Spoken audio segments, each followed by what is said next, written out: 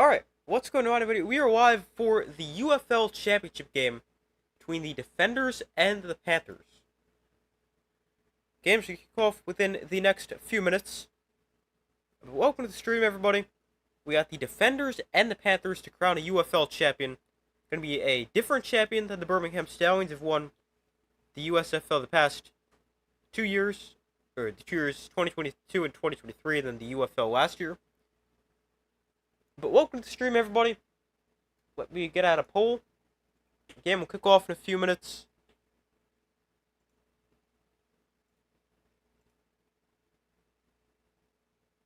Let's see. Welcome to the stream. Very excited for this game.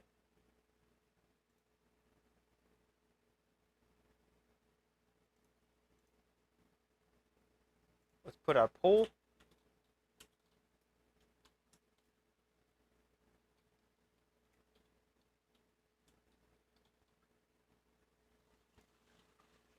Alright, there's the poll. Defenders or Panthers? Be sure to vote on that.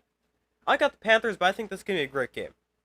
Panthers, they won the regular season meeting 38-14, but I think this is going to be much closer. I've got the Panthers, I believe, 33-30, something like that. But both of these teams went 6-4 in the regular season, won on the road last week. We got the coin toss right here. Defenders wearing red, Panthers wearing white.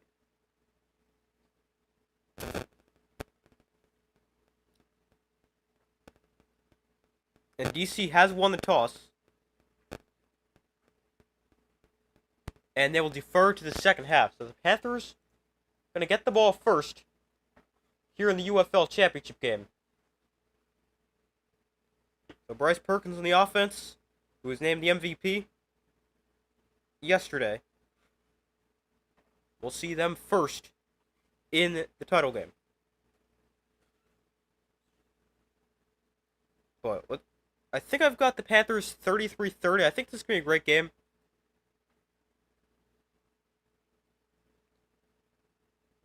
Maybe I said 33-27, something like that. I think it's going to be a high-scoring game. I think it's going to be really entertaining. But welcome to the stream, everybody. Be sure to vote on the poll for who you guys think will win.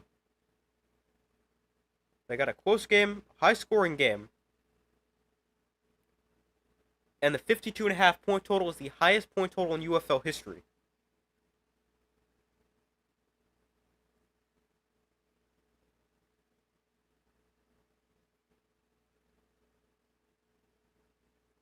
I got Panthers 33-27. When they met in the regular season, it was Panthers 38-14. But I think this game is going to be a lot closer than that.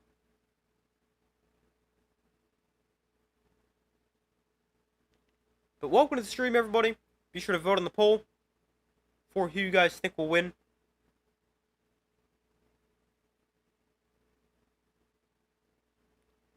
But we'll see the MVP of the league, Bryce Perkins, and the Panthers offense on the field first. Now, I don't really like the fact that Bryce Perkins got MVP. I mean, obviously he had a great year, but it definitely should have been Jordan Ta'amu. I mean, Perkins, he missed a third of the year, plus Ta'amu had much better numbers, and I understand you could say the numbers were comparable. Like, you could justify Perkins getting it if the numbers were comparable, but Ta'amu was just so much better in passing yards and passing touchdowns. It kind of confuses me that Perkins is the MVP, but I mean, I definitely don't hate it, because he was the best player in the UFL this entire season. So I don't hate the fact that he got it, but I just think with him not playing and only playing in only starting 6 games, playing in 7, I think it should have been Jordan Ta'amu.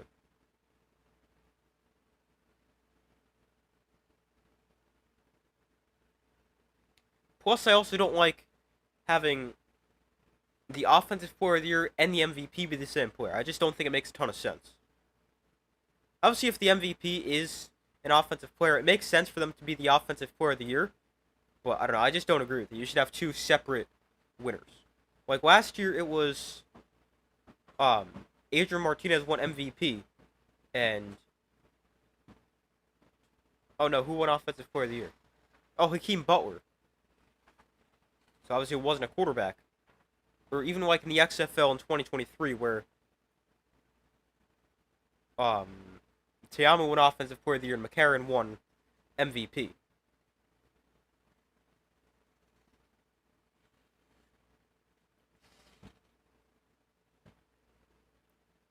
But we're set to kick off here in the UFL title game. Panthers getting the ball first. DC wins the toss and defers.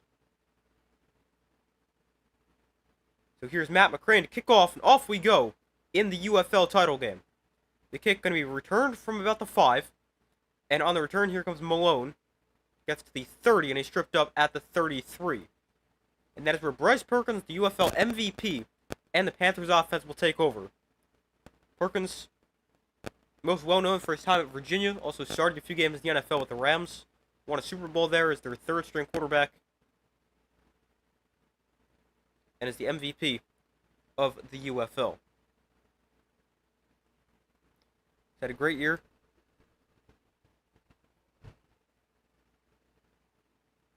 Perkins in 2019 with Virginia, 3,538 yards, a Virginia single-season record. But Perkins and the offense on the field at their own 33. Malik Turner goes in motion, and Perkins throws the outside, and caught by Turner, spinning inside, and Turner with a nice couple moves after the catch, gaining 5. Hey, welcome to the stream. Happy Saturday to you as well.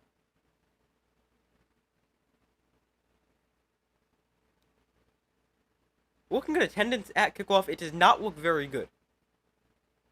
Obviously, it's in St. Louis. St. Louis obviously not playing in the championship game. So something to note, attendance doesn't look too good right now. Obviously, it could fill in as the game continues, but we're at 40 seconds in, but doesn't look the greatest so far. Perkins, another RPO. Again, he'll find Turner for another 8 yards and a first down for the Panthers.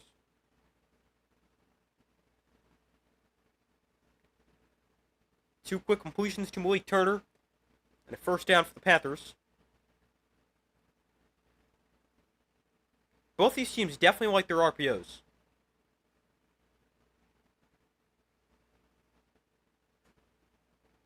In fact, for the Panthers, anytime they need a play, it's an RPO.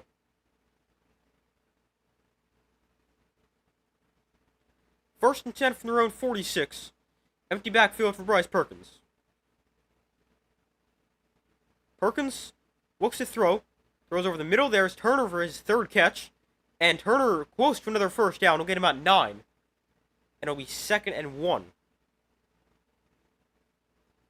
Already 3 catches from Malik Turner.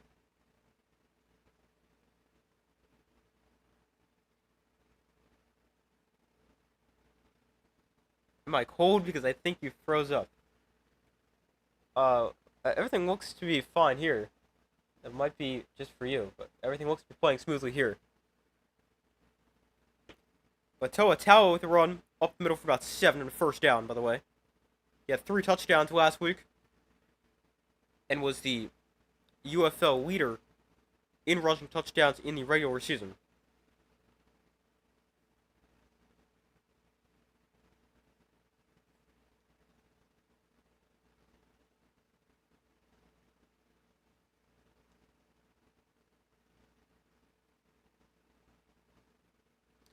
First and 10, here's the handoff to Atawa, cutting up the middle, though not a ton, about 2 yards there.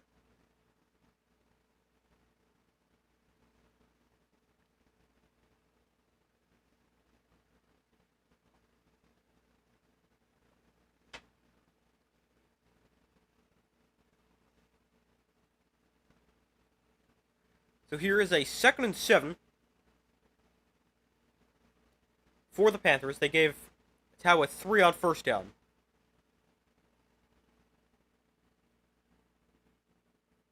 Perkins in shotgun, McCrary to his right.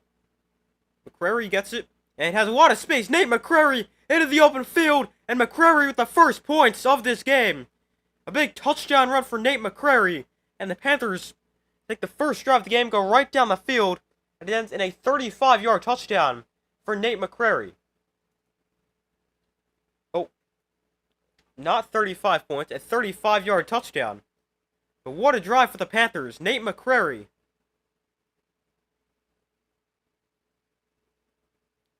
who was inactive last week, is back active this week. And a touchdown for the Panthers. Yeah, I think it might just be your connection, because everything looks to be playing fine over here.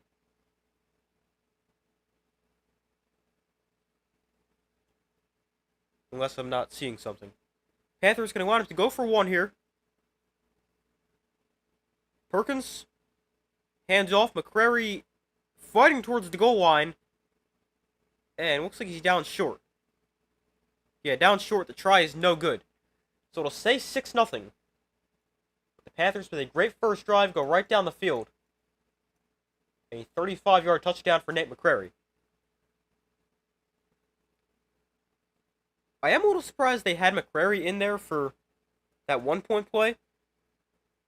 Usually they like Toa Taua in those situations. Plus, he's one of the best goal line backs in the UFL. So, a little surprised there, but McCrary obviously did have the touchdown. But a great drive there for Michigan. They go 67 yards. And they go right down the field. And get the game's first points. Perkins 23 yards through the air. Was a 6-play, 67-yard drive. Took just 3:16 off the clock. And the Panthers with the first points of the UFL Championship game. So Jordan Ta'amu and the Defenders offense will get the ball back. Or get the ball for the first time, actually. We'll see what he can do.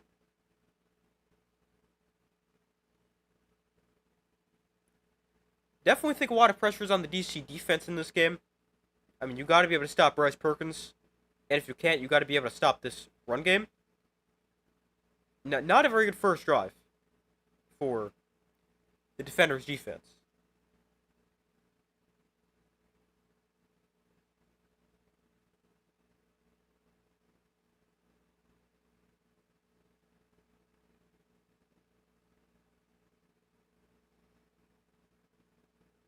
Hold on 1 second.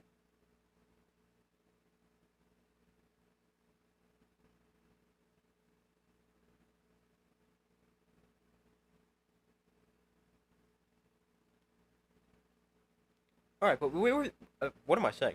We wait for them to come back from commercial. The Defenders going to get the ball for their first possession.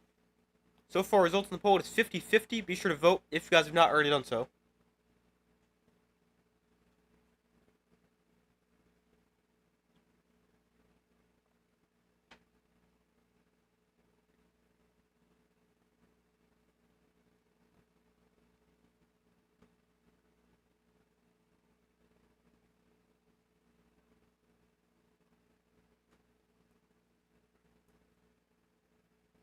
Hold on 1 second.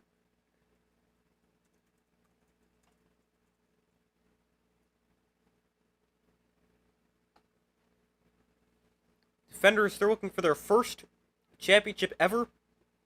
They played for the XFL Championship in 2023, ended up getting upset by the Renegades. And the Michigan Panthers looking for their first title in the modern era, although technically they have won a championship before. They won the first USFL Championship back in 1983.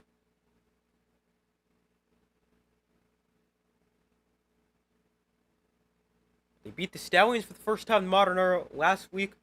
Maybe they can win a championship for the first time in the modern era this week. But the Panthers lead 6-0. Defenders getting the ball.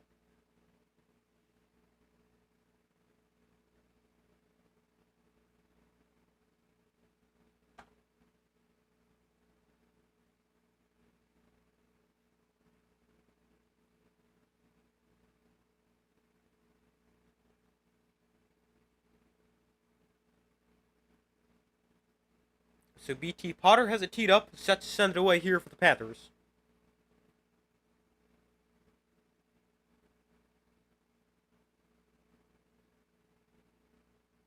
Potter kicks it away. It's going to eventually be fielded on several bounces, and that was actually a really good kickoff from BT Potter. That was a weird spinning kick, kind of like a low line drive. He intentionally bounced it short, and it gives the defenders not good field position. But Jordan Ta'amu and the defenders' offense onto the field. A lot of people think he should have won the UFL MVP. He's had a great year. Leads the league in total touchdowns and passing touchdowns, second in passing yards. And has been playing a lot better as the season has gone on. Got off to a slow start, but playing really well towards the end of the year. They'll start at their own 11-yard line, and they'll start on the ground with Deion Jackson. And Jackson, not much, actually just a yard on his first attempt of the day.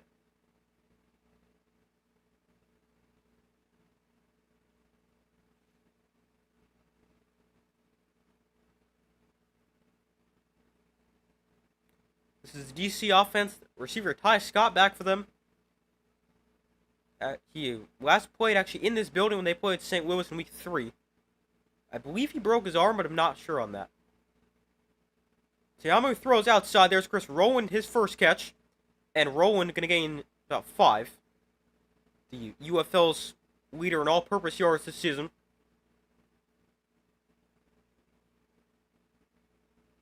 I just like to get him the ball.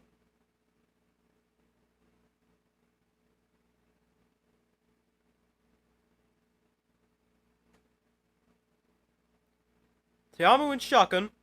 Deion Jackson went up to his right.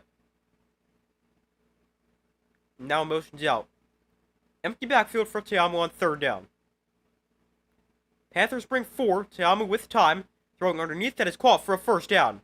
Jaden Mickens makes the catch. A gain of 6, and DC moves to sticks.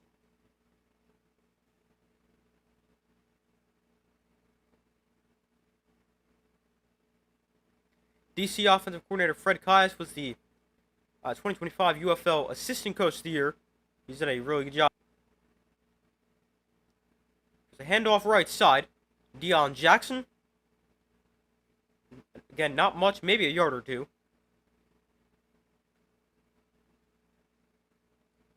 Actually, the assistant coach of the year and the coach of the year both came from the defenders. Right, now I just froze up a little bit. Sorry about that. The assistant coach of the year, obviously Caius, and Shannon Harris, the coach of the year. 2nd and 8, throw to the outside. Here's Rowland again, gets a block downfield, and Rowland cutting inside. Chris Rowland still on his feet, taken down eventually in midfield, but a nice catch and run for Chris Rowland.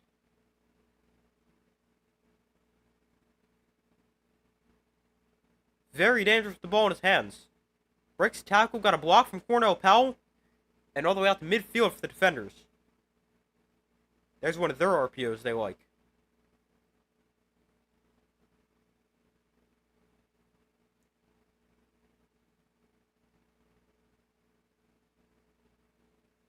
"25-yard catch and run. They'll go to the ground. Here's Deion Jackson going to cut up the middle. Jackson making guys miss, and 6 yards for Deion Jackson. He had a really nice game last week. DC as a team ran for 187 yards, a season high, in their win in the XFL Conference title game. Brings up 2nd and 4.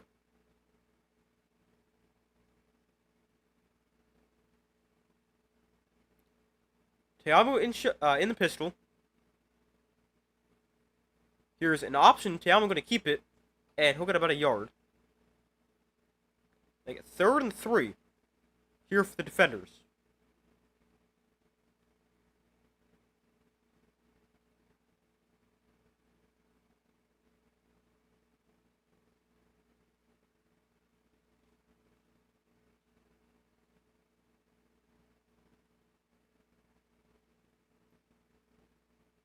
Third and 4. Here for the defenders, about halfway through the first quarter. Ta'amu fakes the toss, keeps himself up the middle and slides for a first down. That's a nice play. They fake the toss to the outside. And Ta'amu able to keep it himself have some space because everyone's going to the outside. And I'll slide for a first down.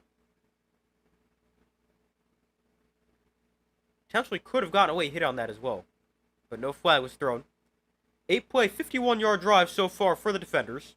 Taking about 4.5 minutes off the clock. Teamu sets up the screen here to the tight end Moore. And Briley Moore bouncing off Panthers. And he's got 13 yards in the catch and run. Although Moore now shaken up after that one.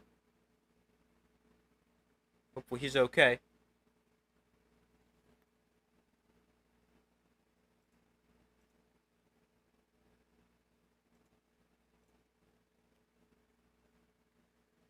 But the Panthers with a great opening drive and the defenders with a good looking drive as well.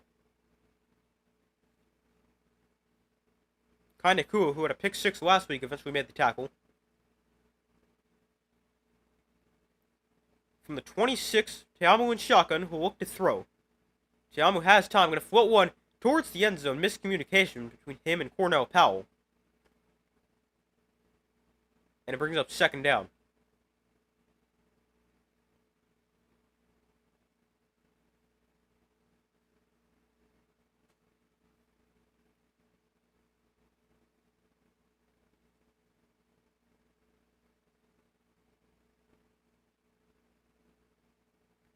So 2nd and 10, 6 minutes to go in the first quarter. Panthers up 6. Teamu in shotgun. Back to his right. Teamu throws the outside. Away on the throw. Nearly intercepted. It's knocked away by DJ Miller. Trying to get it to Cornell Powell. And it's third down.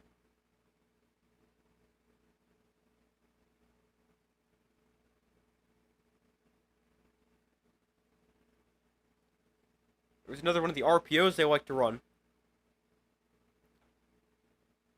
But Teamu late on the throw to the outside, nearly picked off. And that would definitely have been pick 6.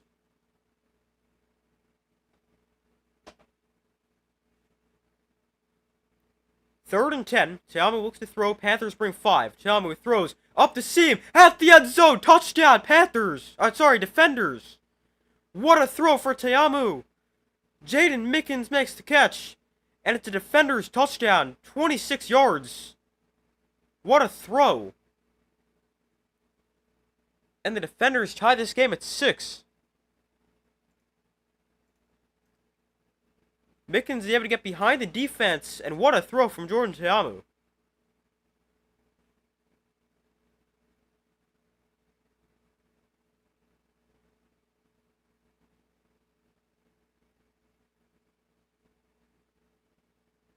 It's a great drive for DC. 12 plays, 89 yards, takes 6:32 off the clock. And they answer the Panthers' opening drive touchdown.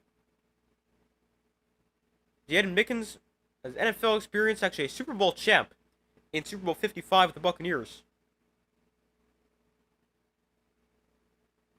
DC, they're going to want him to go for 2. We saw them go for 1 a lot last week. But they're going to go for 2. And this is an interesting look. We got linemen running out wide.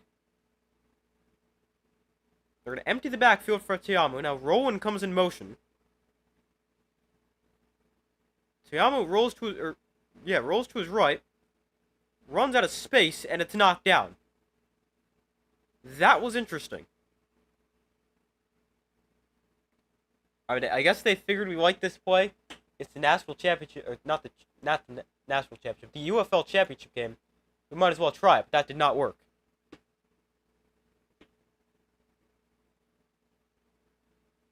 But the game tied at 6. Both teams with great drives to start this game. And we're tied at 6. And the Panthers can get the ball back. What a drive for both teams. The Panthers, they won 6 plays, 67 yards. The defenders won 12 plays, 89 yards. And if this is a preview of what we're going to get for the rest of this game, boys, this is going to be a good one.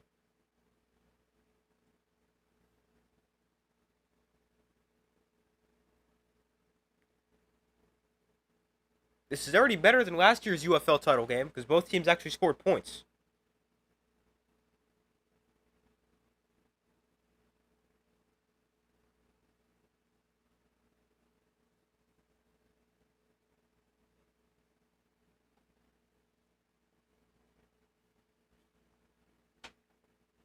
So far, results in the poll: 67% of you guys said the Defenders will win. 33% have said the Panthers.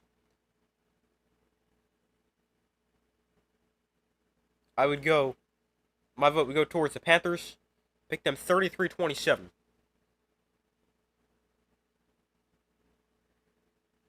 But both teams get off to great starts. Panthers 11.2 yards per play in their opening drive. DC 7.4 yards per play. And the game is tied at 6 with 5:12 to go in the first quarter.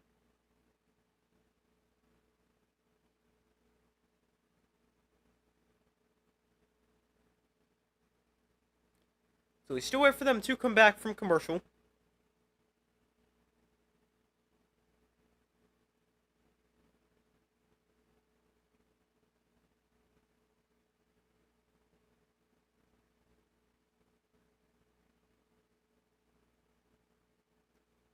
I am interested to see what the attendance will be when it's announced. Obviously, we have to wait till like the third or fourth quarter for it to be announced. But last year, it was announced to be actually really good, like 27,000, I think, even though there's nowhere close to that many people in the actual stadium. But it was paid attendance. And I guess last year, a lot of Battlehawks fans bought tickets thinking they'd be in the game. Obviously, we're not. But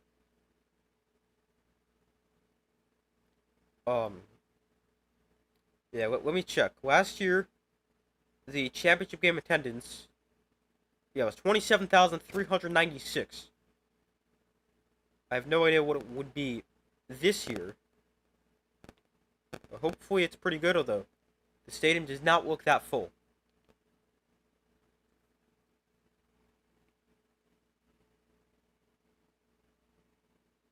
I mean, there was definitely people there, but it's not packed like we see for the Battlehawks. There's a lot of empty seats. But the game tied at 6. The Panthers get the ball back here.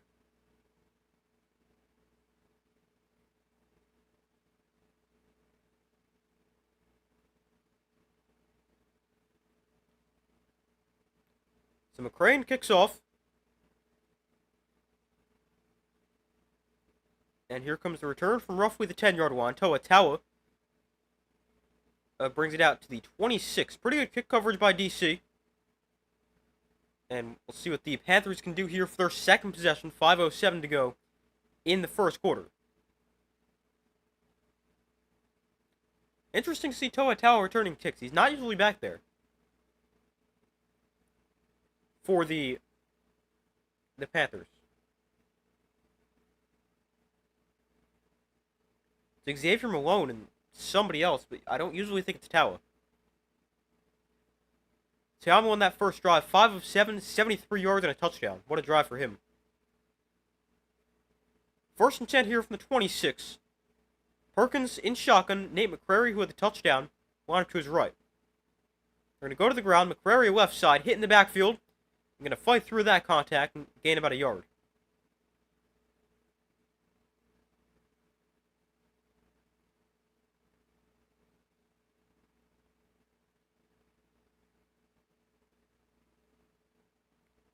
Second and 9.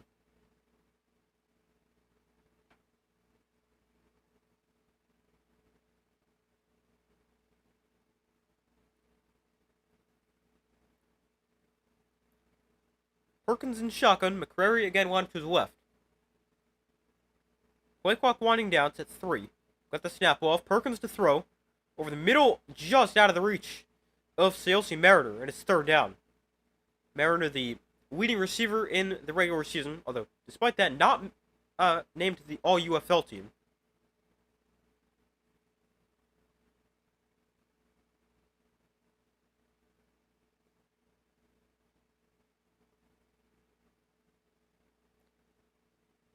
So third and 9. Perkins in shotgun, McCrary to his right.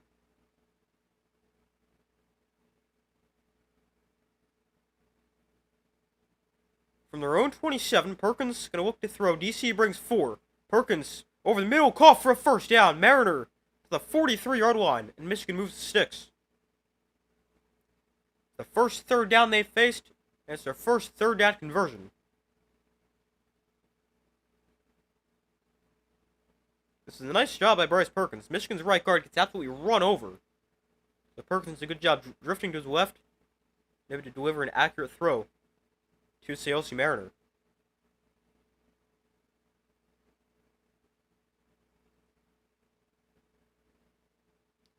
Perkins in the pistol here.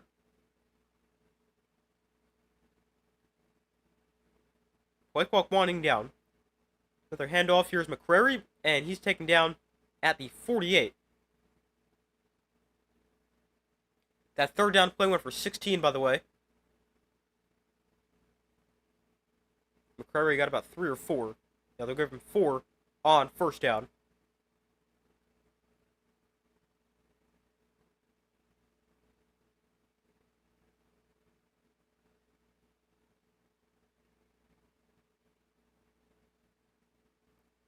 Second and 6. Perkins in shotgun, McCrary to his right. And here's one of their RPOs. Perkins throws to the outside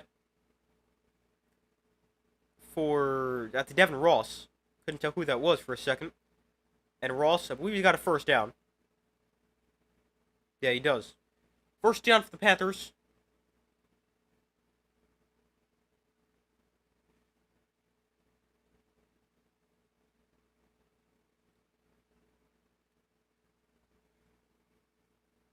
So first and 10 from the 45.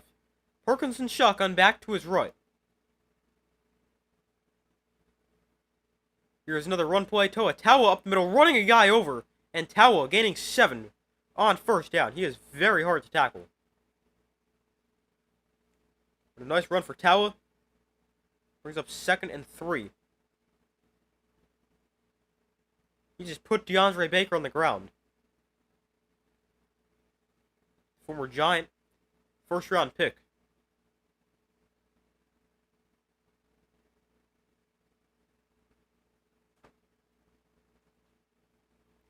Second and 3. Perkins. Here's another RPO. Gonna take a shot down the field, wide open. Chelsea Mariner, touchdown. Mariner, a big play, touchdown for the Panthers. And they retake the lead. It's 12-6. 38-yard touchdown for the Panthers. And they're back on top. Let's see what happens here. It's another one of their RPOs.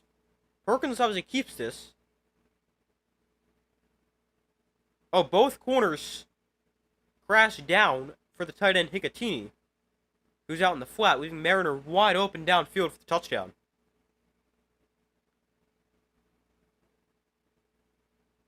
But 2 big play touchdowns for the Panthers. 35 yards, now 38 yards. It's a 7-play, 74-yard drive. Takes 4 minutes off the clock.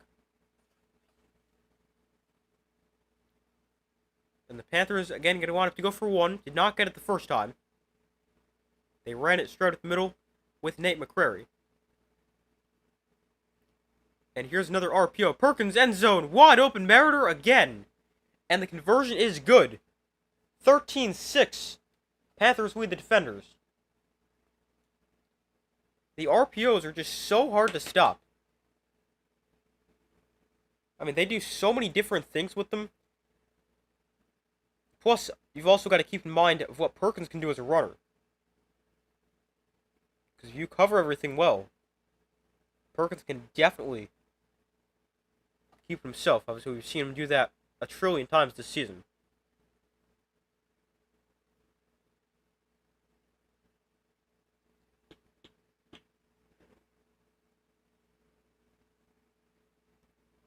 So we got 1:13 to go in the first quarter. Panthers up by 7 in what has been an entertaining first quarter so far.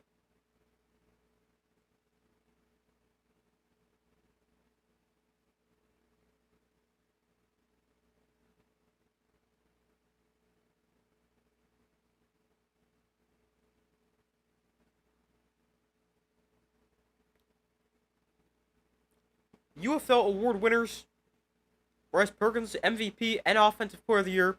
Shannon Harris was Coach of the Year. Fred Kais, Assistant Coach of the Year. And Peter Tamanapenu was the Defensive Player of the Year, the sacks leader. And Kendrick Whitehead, the Special Teams Player of the Year of the Panthers.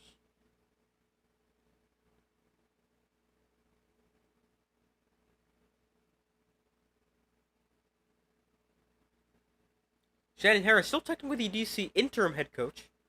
You would think they would want to make that head coach sooner rather than later.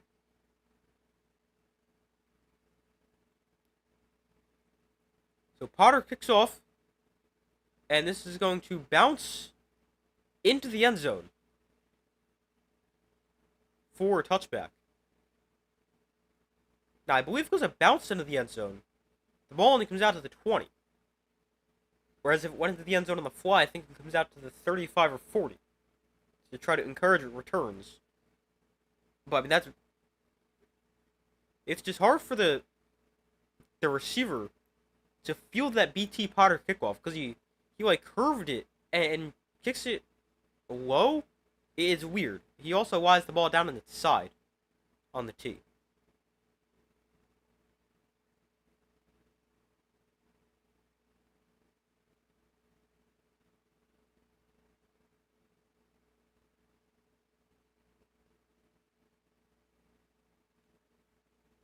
Yeah, the ball is on the 20 for the defenders. Tiamu hands off to Chris Rowland on the outside. Gets a block, and Rowland with a first down. 11 yards. The ball gets fumbled out of bounds. Let's see. The ball came out at the end. Panthers say they have it. I thought that got fumbled out of bounds.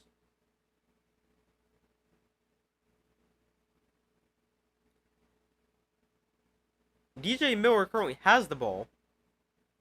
And he's convinced it's Panthers' ball.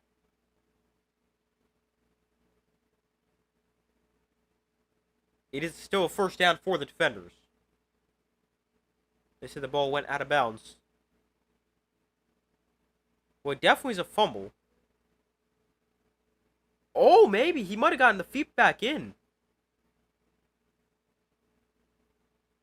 Let's see this. He bobbles it. His foot's still in right there.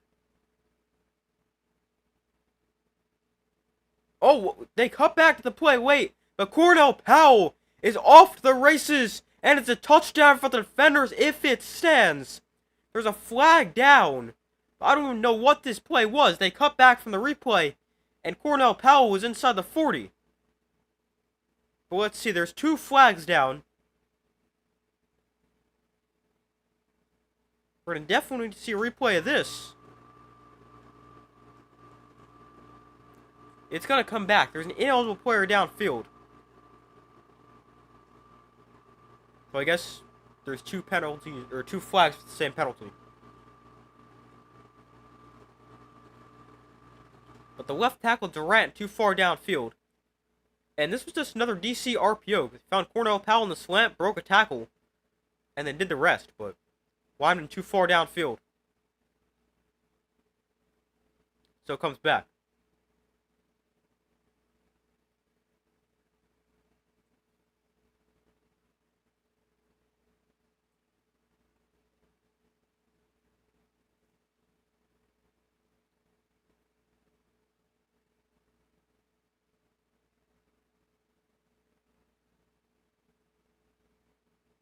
So 1st and 15.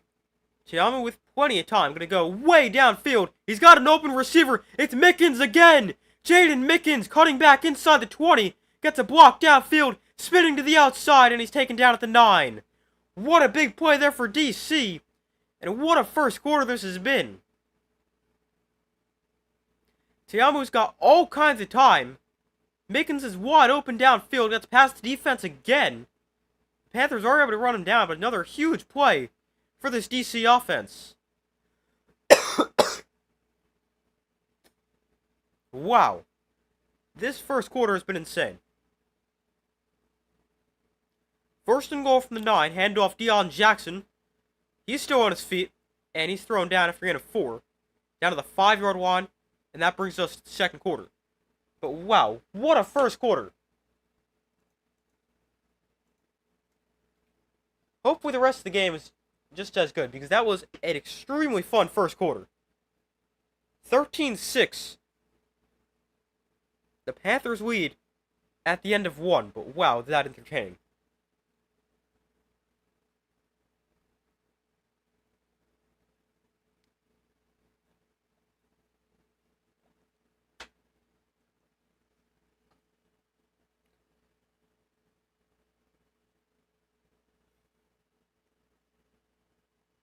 Also, if I do sound bad or like mess up what I'm saying, or not really mess up what I'm saying, but like sound weird, like different than usual, it's because my nose is still bothering me. I'm getting over a cold I had earlier in the week. So, if I do sound weird, that's why.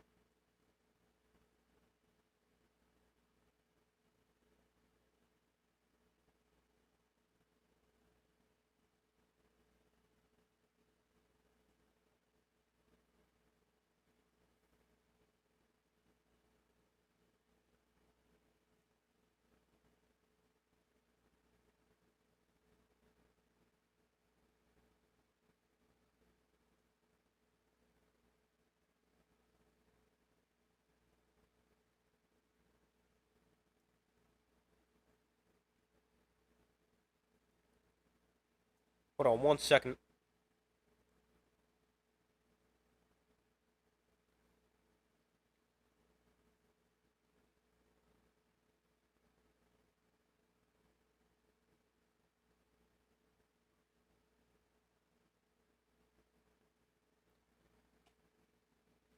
Alright, but we start the second quarter, or in a few minutes.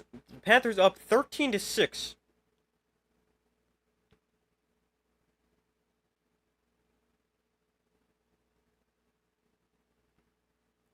Both teams' offenses have gotten off to great starts. The Panthers 141 total yards in that first half or first quarter. Defenders 170. Both teams averaging over 10 yards per play.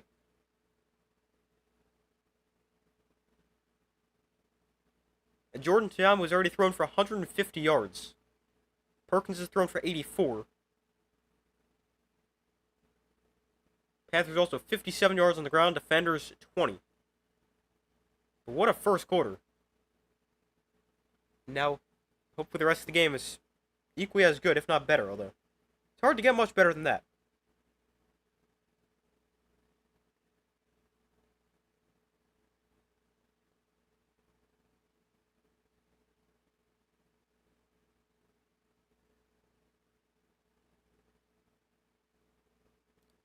But so far, we have seen 3 drives, we've seen 3 touchdowns, and looking like it's going to be a fourth as well.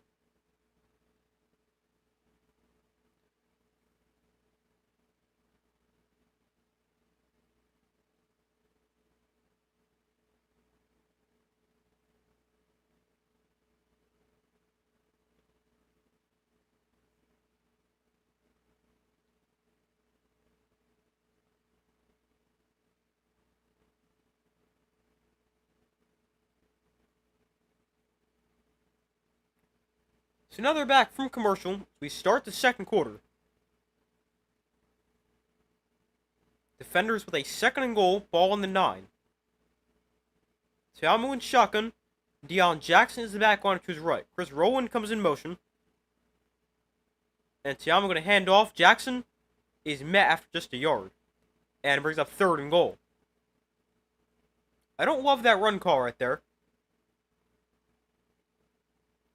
From the 5 on second down. Don't love it.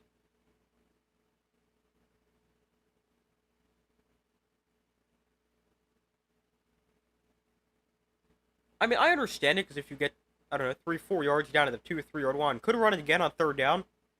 Although, teams like to throw on third down even close to the goal line. But it's third and goal from the 4. Tiamu in shotgun. Rowan comes across the formation. Oh, why we just cut back 5 seconds? Let's see. What is happening with this broadcast? They cut back 5 seconds, and then cut forward 5 seconds, and skip the entire play.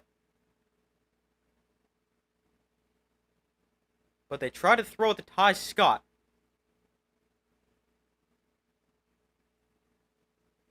Otayama rolled to his left, had Scott in the back of the end zone, but threw it too high. But Scott was open. He had a step on the defender, Kai Nakua, and just too high from Jordan Tiamu. But Matt McCrane comes on for a field goal try. The snap is high, but the hold is good, and the kick is right down the middle. So Matt McCrane gives the defenders some points, and it's 13-9 Panthers, with 13:45 to go in the first half.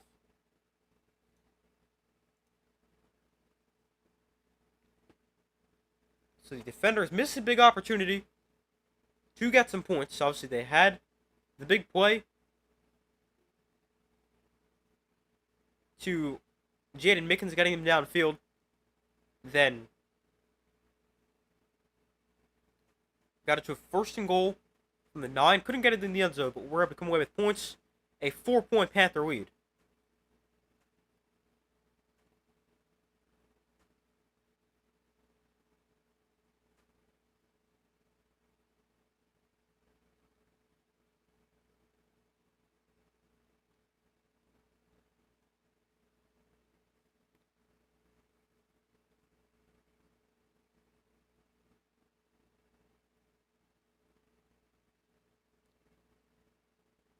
So 13:45 to go in the first half. Panthers getting the ball back. Score touchdowns on both drives so far.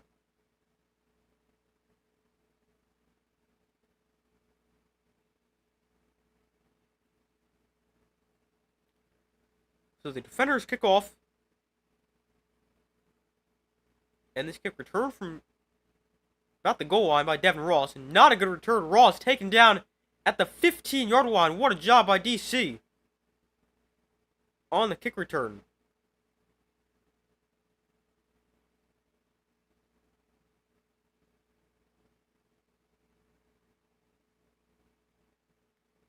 Let's see what the Panthers can do for their third drive. Touchdowns on their first 2.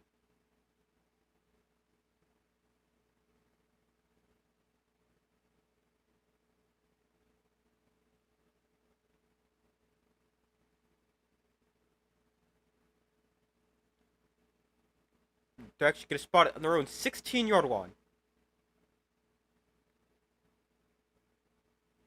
So they were trying to show Shannon Harris, who's talking to him on the broadcast, but he's standing behind the first down marker, and all you see is a giant sign that says 10 yards. 1st and 10 here from the 16. DC brings a blitz. They'll run it up the middle with Toa Tawa, who's going to gain just a yard.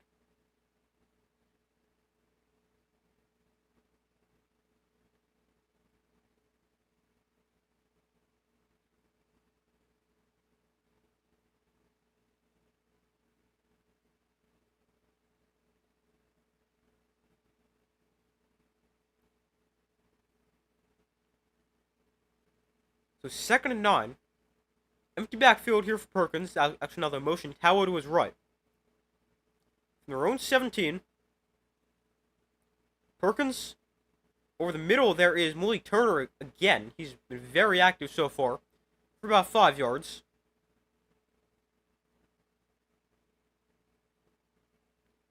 It's going to be 3rd and roughly 4.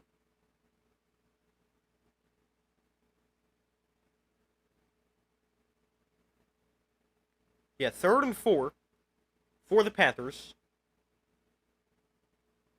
I believe they're 1 for 1 on 3rd down so far today.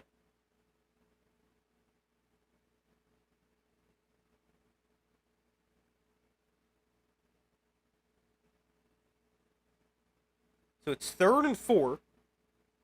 Perkins looks to throw. Pressured. Perkins dancing around. Taken down for a sack. Perkins sacked on 3rd down. And the defender's defense gets a stop. It's Malik Fisher with the sack.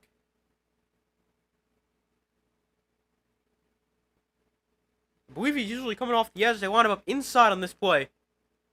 And Fisher gets to Perkins the first sack of the day for either team. And the defender's defense forces the game's first punt.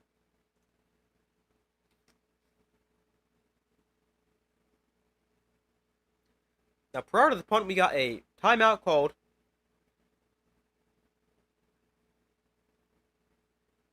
by the defenders.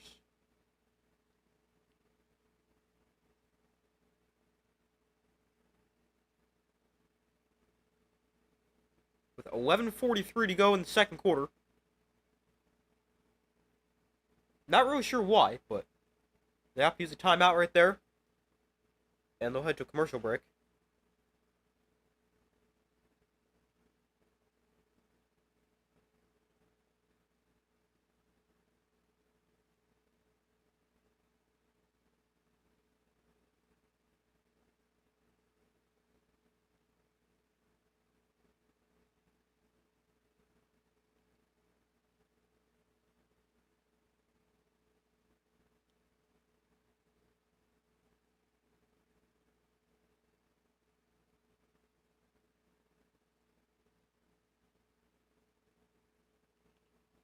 So far, results in the poll: 56% of guys said the Defenders will win. 44% have said the Panthers. Be sure to vote if you've not already done so.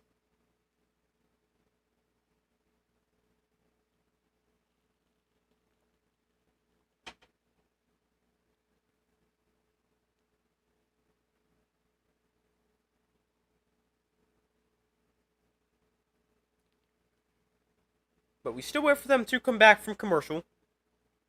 Panthers with a 4th down here. Gonna punt it away for the game's first time. They're gonna punt it away for the first time in the game for either team. It's a 4th and 7 for the Panthers. After a Malik Fisher sack of Bryce Perkins on 3rd and 4.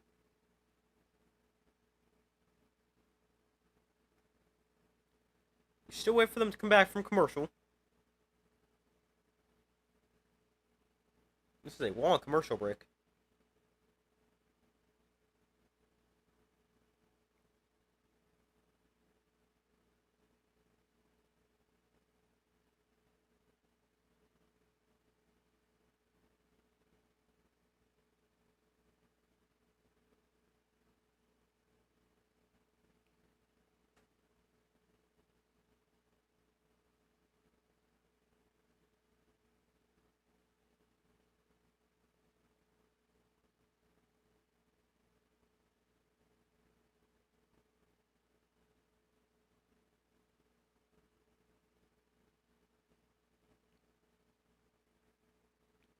Alright, now they're finally back from commercial. A 13-9 Panthers lead.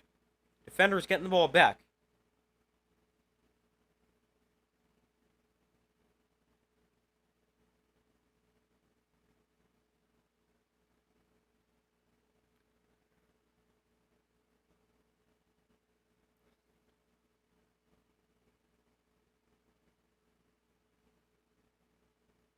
Game summary so far: Perkins 89 yards and a touchdown. Tiamu 139 yards and a touchdown. Nate McCrary a 35-yard rushing touchdown.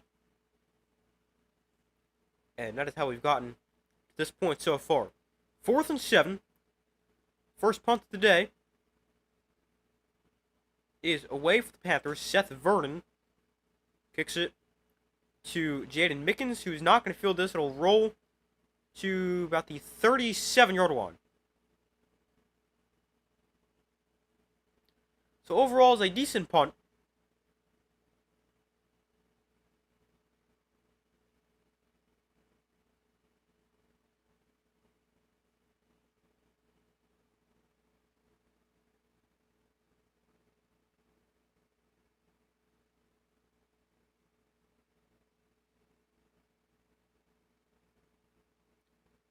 So the Defenders with the ball back. They've scored points on both their drives so far. First one was a 26-yard touchdown, I believe. Yeah, 26 yards. Second, a field goal, chip shot field goal from Matt McCrane. 1st and 10 from the 37. Solid field position. Tiamu wins shotgun back to his right. Tiamu going to look to throw, pressured, rolls to his left, and throws underneath for Braylon Sanders. Makes the catch for a gain of 7.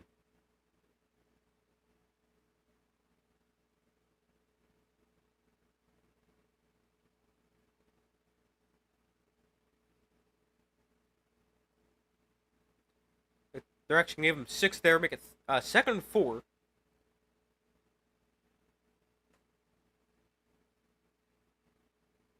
$11 minutes left in the first half.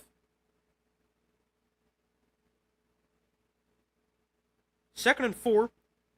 Te'amu going to take a shot down the sideline. Juan Sanders has him to the 30-yard line. What a throw from Jordan Te'amu. Dropped it in the bucket. That is his second really nice throw.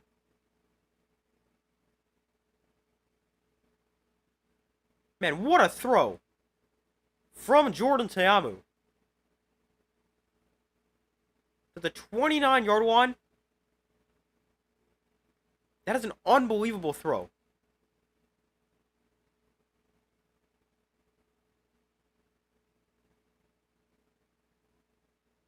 I got the ball in the wrong spot. It's spotted at the 27-yard line. That was an insane throw. Perfect throw from Te'amu. That's his second really nice one of the day.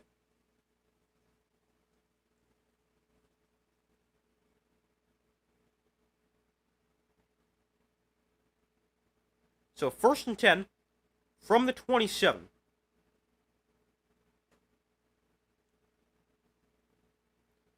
Te'amu in shotgun back to his left.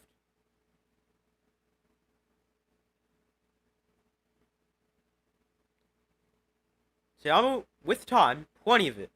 Underneath, we'll find Mickens to the 19-yard line. There's another 8 for the DC offense. Make it 2nd and 2.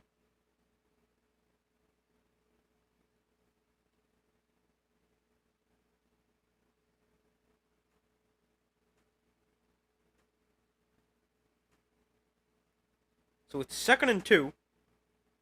9:40 to go in the first half. From the 19, Te'amu in shotgun. Abram Smith line up to his left. Mickens motions out wide. Panthers bring a blitz. Te'amu with time. Throws back of the end zone. Wide open. Touchdown defenders. Cornell Powell makes the catch. And the defenders, they take their first lead of the day. It's 15-13 after a 19-yard touchdown to Cornell Powell. Powell led the UFL in receiving touchdowns during the regular season. Has his first one of the playoffs here.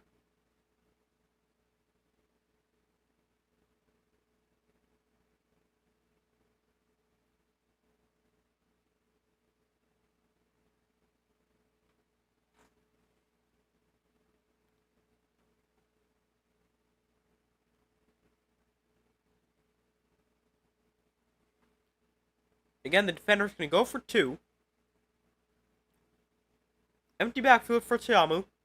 Going to look to throw. Te'amu pressured. Drifts back, throws back the end zone, just threw it away. So it stays a 2-point defender lead, as the 2-point attempt is no good. But 15-13, the defenders take their first lead of the day, with 9:24 to go in the first half.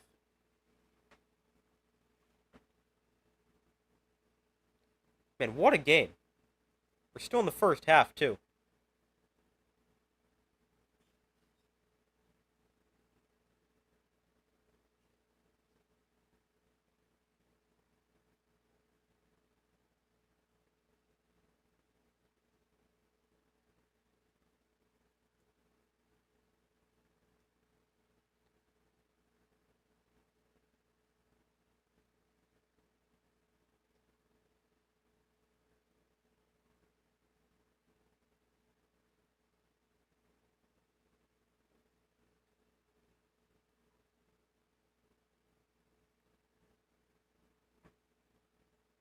But Te'amu now with 2 touchdowns and over 200 yards already in 20 minutes of game time. That is insane. He's 10 of 13, 202 yards and 2 touchdowns. And then you got Bryce Perkins on the other side, who's got 1 incompletion. He's 7 of 8 for 89 yards and a touchdown. Jaden Mickens is also over 100 yards receiving. Got 4 for 106 and a score. This game's been awesome so far.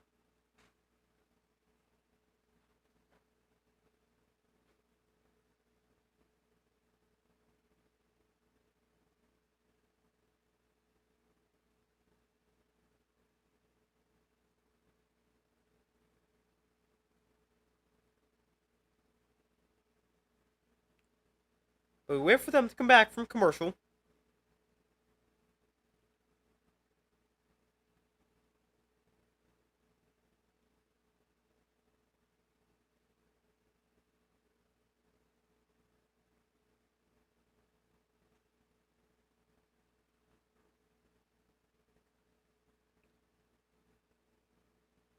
Again, results in the poll: 56% of you guys said the Defenders will win. 44% have said the Panthers. Be sure to vote if you have not already done so.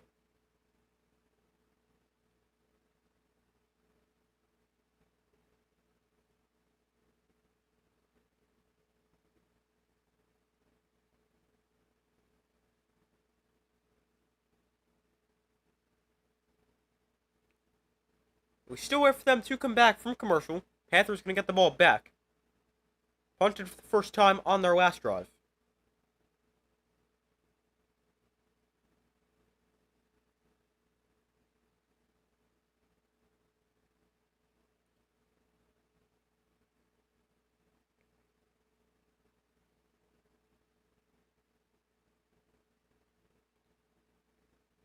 Alright, now they're back from commercial.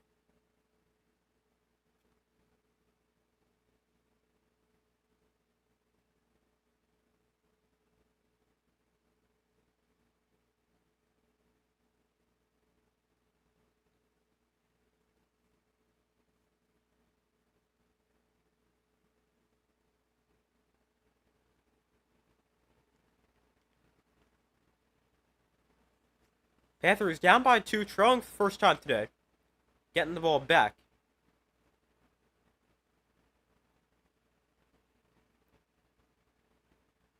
Here is Malone on the kick return. And Malone runs into his own man at the 20. Ball may have come out. The ball did come out. Defenders have it going the other way. The defenders have it inside the 20-yard line. Wow, what a play by the special teams.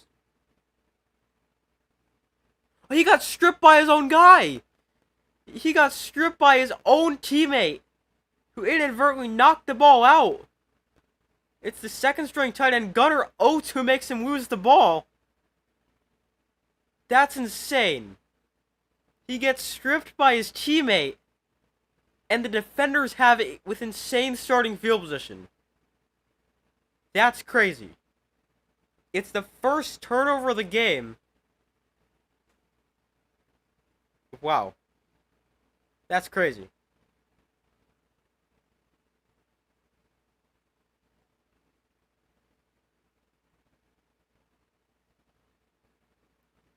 It's a 1st and goal for the defenders. At the 7-yard line.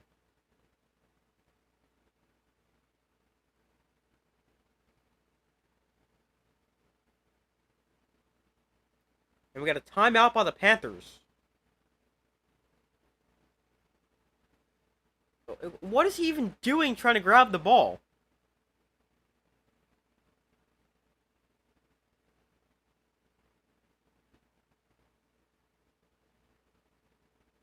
I'm not really sure.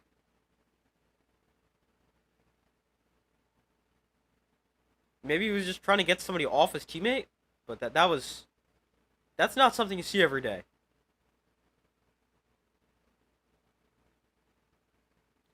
But the Panthers call a timeout, only having 10 guys on the field.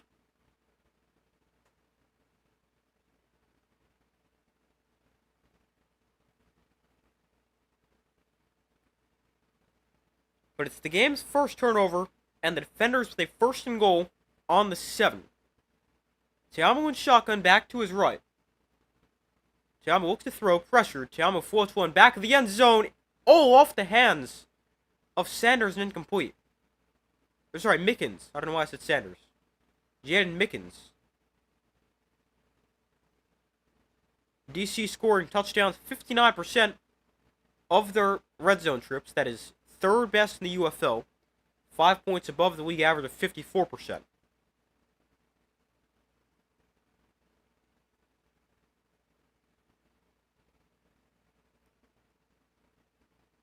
That was the 4th incompletion for Jordan Tiamu.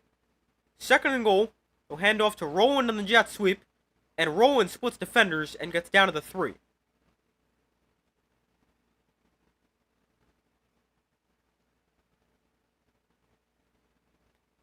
Third and goal. Here for the defenders. Holding them to 3 here could be really big for the Panthers.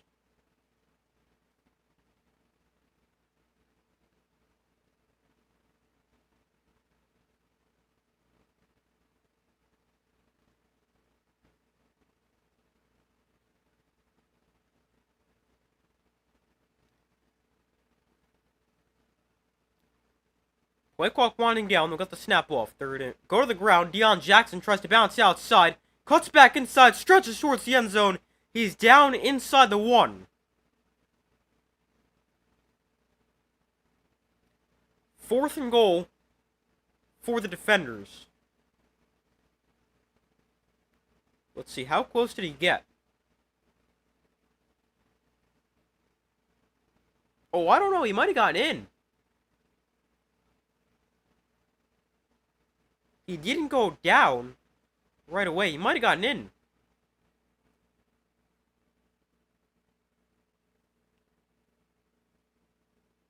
They will go for it here. Tiama going to keep this in the option, trying to get to the outside. Cut back inside. Tiama reaches the ball, and he's in for a touchdown. The defenders go for it on 4th down, and Jordan Tiama with his 3rd touchdown of the first half. This one's on the ground, and Jordan Tiama with a great job. Tries to go to the outside, and he cuts inside, and he was able to extend that ball across.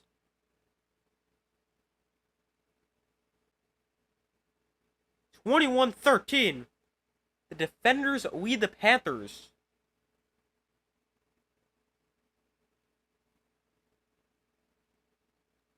And again, they're going to want to go for 2. That would put them up by 10, make it a 2-score game.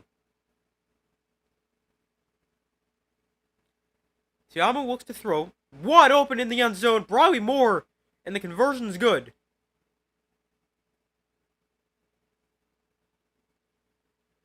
It's a 10-point defender lead, the most either team is led by. And the defenders capitalize off the turnover. And it's a 10-point DC lead.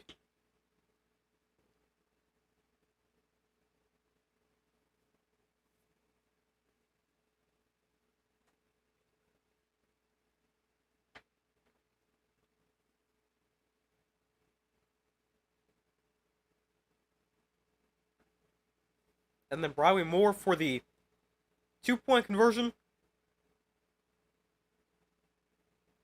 What a sequence for DC.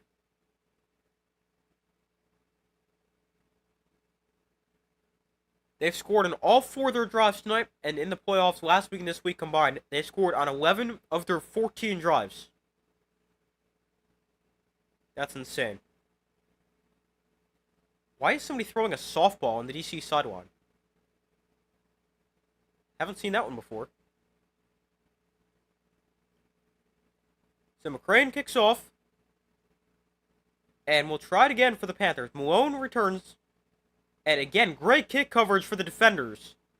Takes Malone down at the 25. Average field position in the league is like the 36. DC, they've done a great job.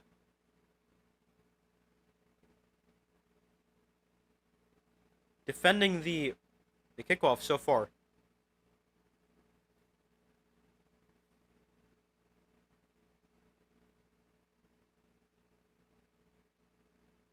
So 1st and 10 here for the Panthers. They actually get a chance to have the ball this time. 7:07 to go in the first half. And we got a flag. Did the Panthers have too many guys on the field?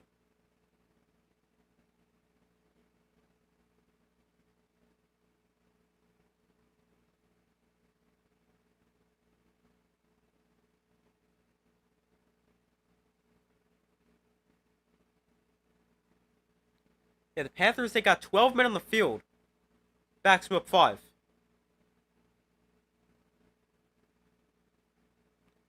This is not good right here for the Panthers.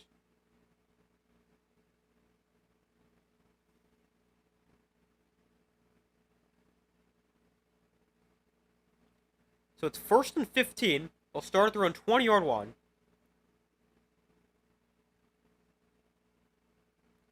Perkins in shotgun, McCrary to his right.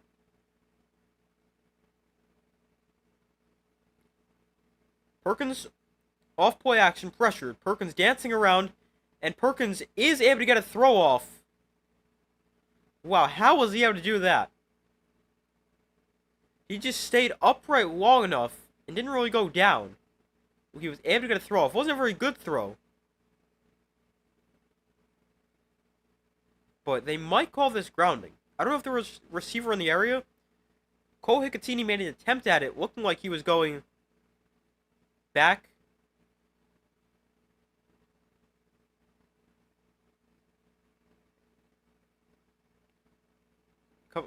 He made it look like he was coming back to the ball.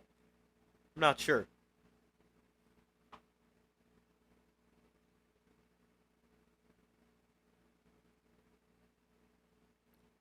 But they do roll it just incomplete, no grounding. So it's 2nd and 15.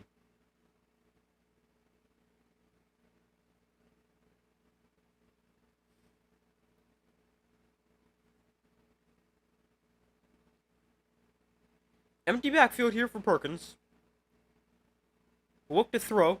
Has time. Zips one over the middle. Tight window throw. Nearly got it there. But it's knocked away. Trying to get it to Chelsea Mariner.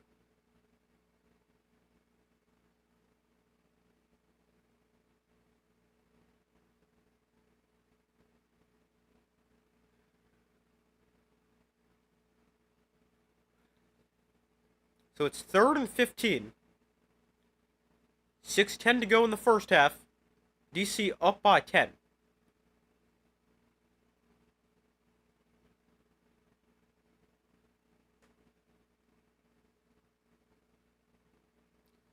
Perkins to throw on 3rd and long. Pressured. Rolling to his right. Perkins on the run.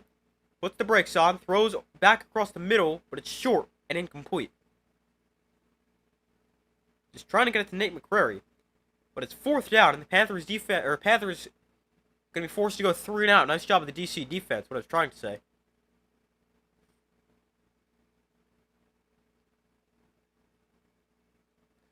This is not good for the Panthers right now. Down 10. Offense forced to punt. Not looking too good. So Vernon to punt it away for the 2nd time.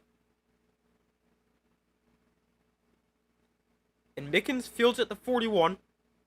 And on the return, Mickens will dive ahead of the 46.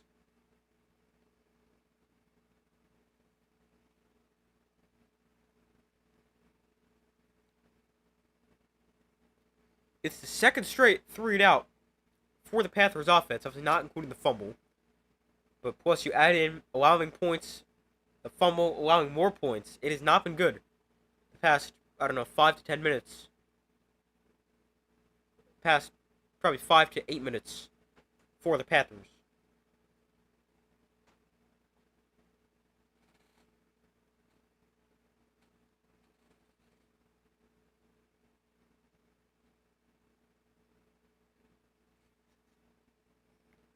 So 1st and 10 here for the defenders. On their own 46, Tiamo throwing outside. There's Mickens again. He already had a big first half. He spins inside, still on his feet. And Jaden Mickens, nearly 20 yards in the catch and run on 1st down. Really impressive job to be able to stay on his feet and break that tackle.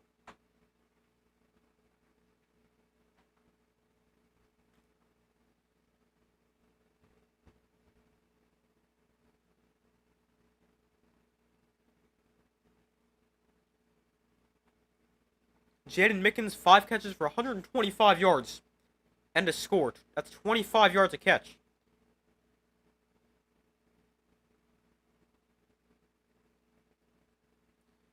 So 1st and 10 from the 35. Tiamo pressured. Going to try to run. Taken down behind the line of scrimmage. He actually did get pushed back to the line by his offensive lineman. But the Panthers get to Tiamo for the 1st time. Whether it's a 1-yard loss or a 0-yard run, they get to him for the 1st time.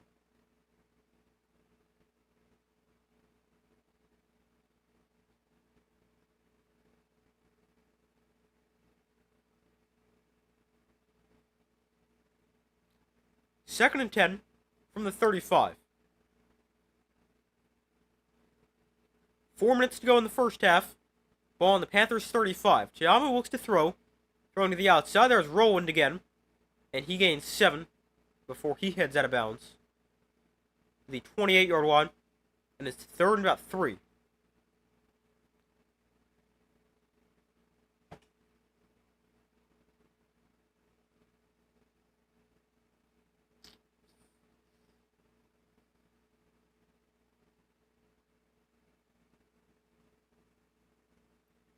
Third and 3.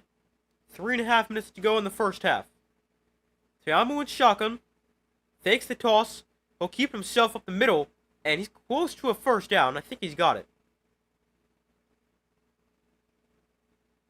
Let's see.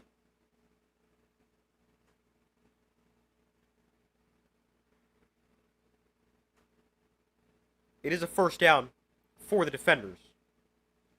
So they're able to move the sticks on third down. Keeps the drive alive for the defenders. 3 minutes to go in the first half. There's a handoff to, I believe that's Abram Smith. And he's going to get a good push from the offensive line. We're getting about 4, despite not having much on that first initial effort.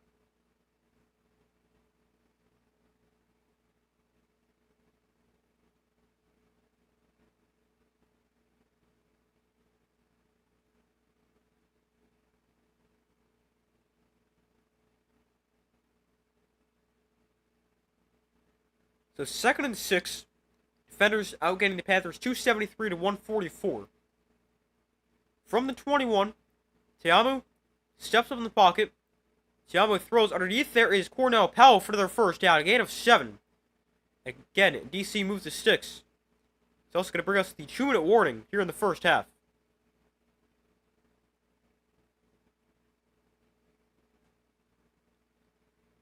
Man, this second quarter feels like it's been all defenders.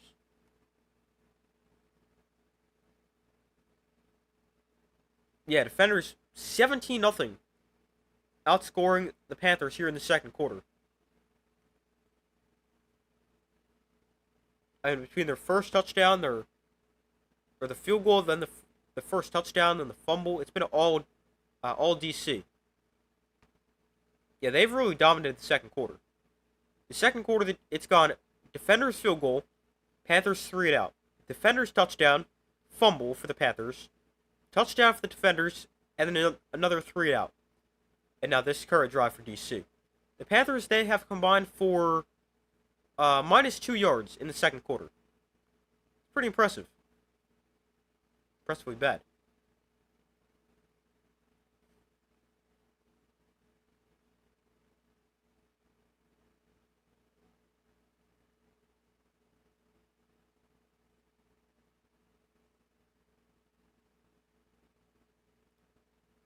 We still wait for them to come back from commercial, with 2 minutes left in the first half.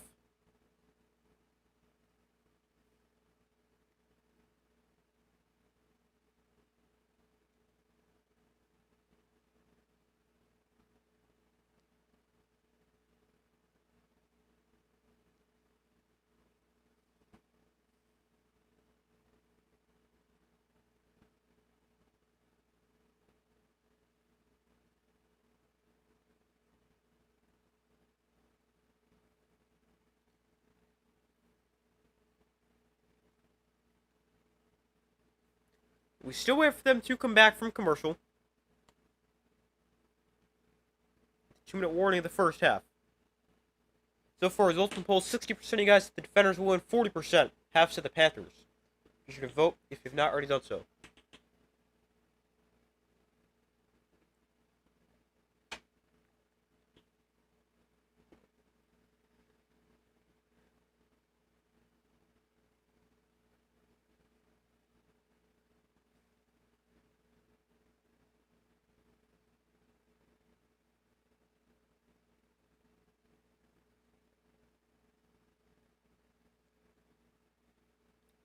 Wow, this is a really long commercial break. Still waiting for them to come back from commercial.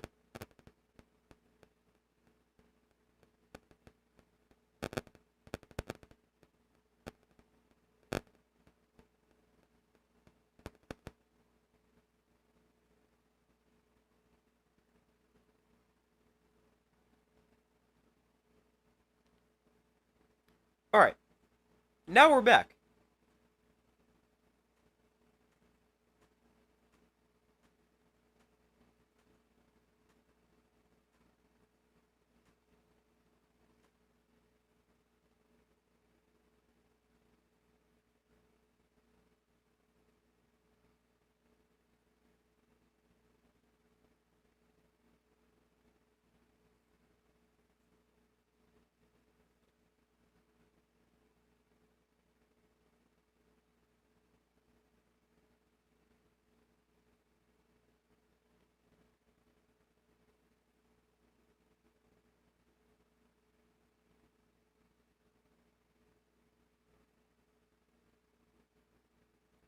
So 2 minutes left in the first half.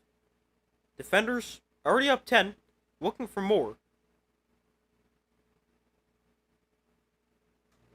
At the 14, will hand off. Abram Smith left side, has space. Smith with a nice run, gains 9. Down to the 5-yard line, makes it 2nd and 1.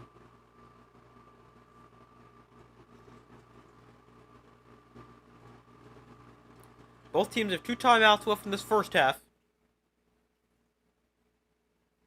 Panthers need their defense to be better. Tiamu, hands off. Deion Jackson hurtling into the end zone for another defender's touchdown. More points for DC. And it is 29-13.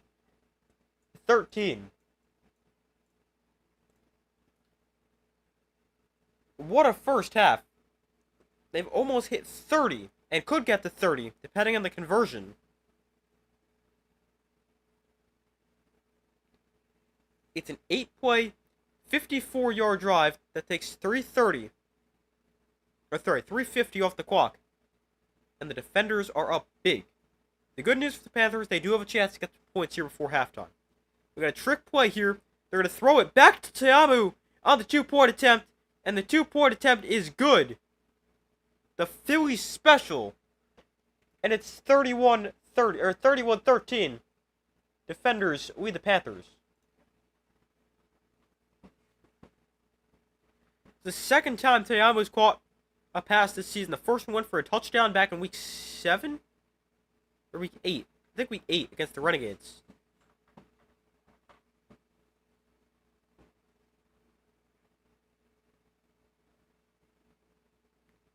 And obviously catches this one here.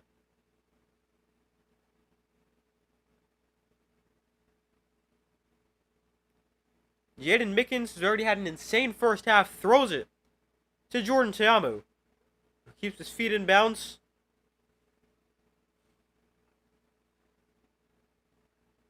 And the Philly special gives him 2 points.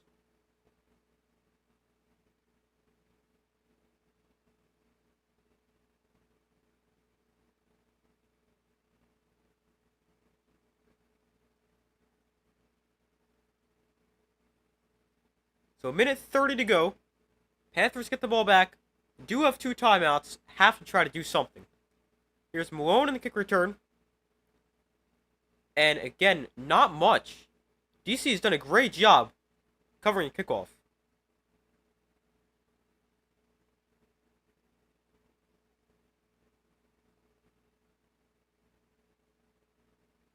Return to the 25-yard line.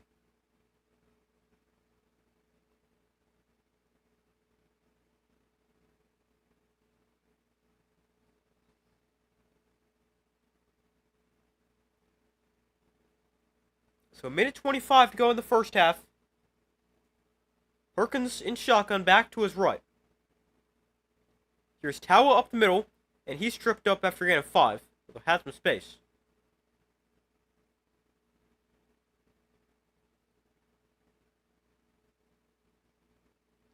Second and 5.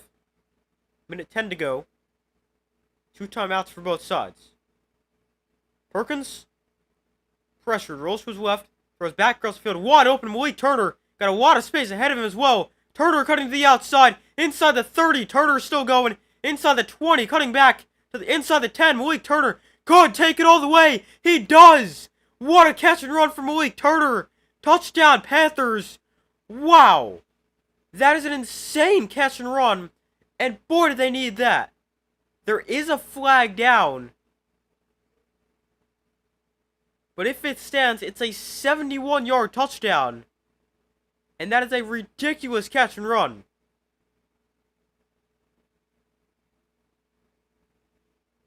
There is a flag down. Let's see. This is going to be a big call, potentially. If it's on the Panthers.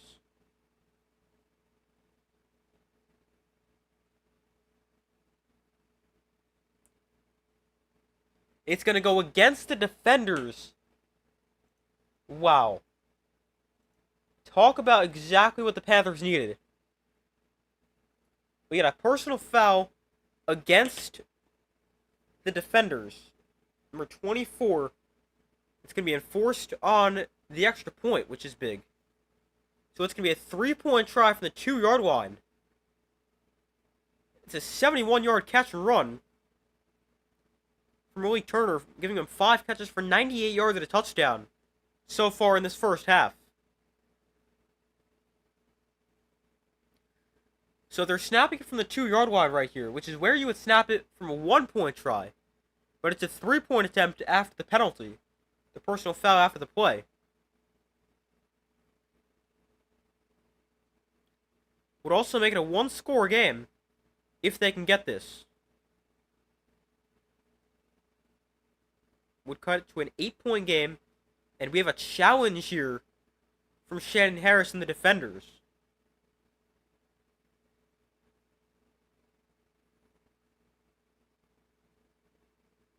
Let's see, what are they challenging?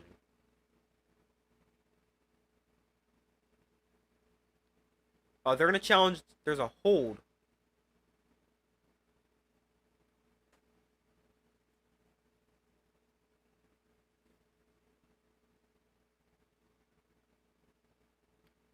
On 61?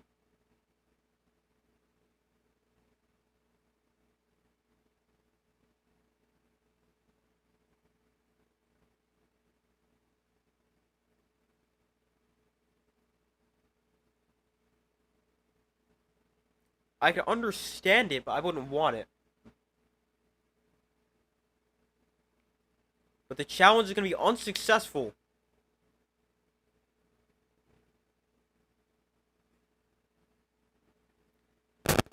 The challenge is unsuccessful. The play stands. And if it didn't, that would have been a huge loss for the Panthers, but the defenders, they're not out of challenges the rest of the game.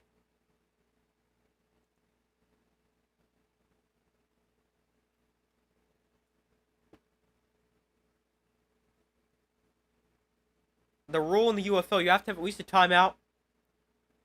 And if your first challenge is successful, then you get a second, and you can challenge literally anything.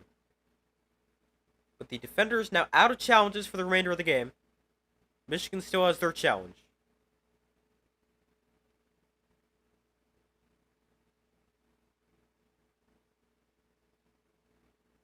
So a 3-point attempt. They're going to hand it off. Nate McCrary not going to get there. So it's going to stay a 12-point game. 31-19. But now the defenders, they've got a timeout. In like 50 seconds. Maybe they can do something.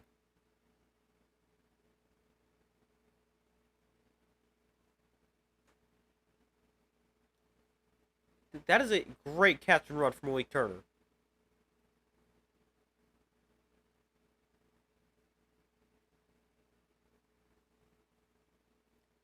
Turner fought through like 4 tackles on that one. Made several guys miss. That is an unreal play.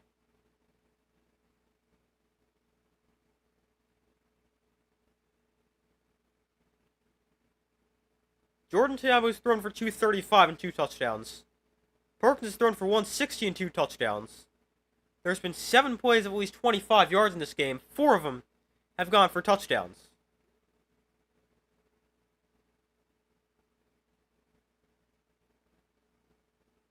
Oh, the 2 defenders collide in the kick return. That's interesting.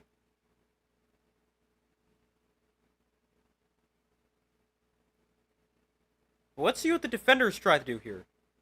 How many total yards does DC have? It's a good question. Let's check.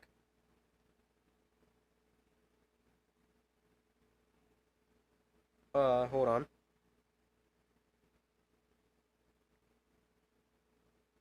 The defenders have 294 total yards. Panthers have 220.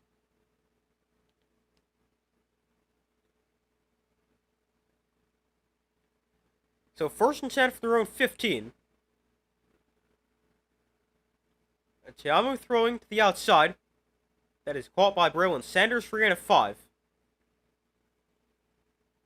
And let's see what the defenders can do here. One timeout, 43 seconds left. 5 quick yards to start.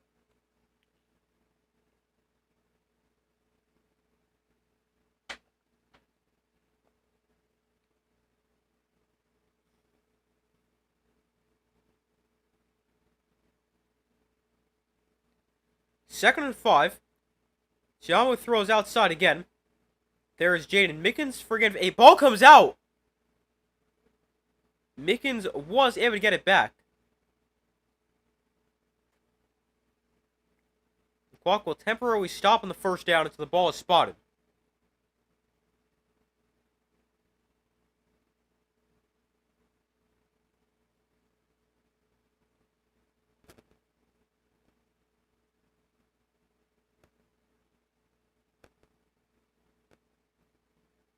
Well, Mickens recovered it, but he was out of bounds.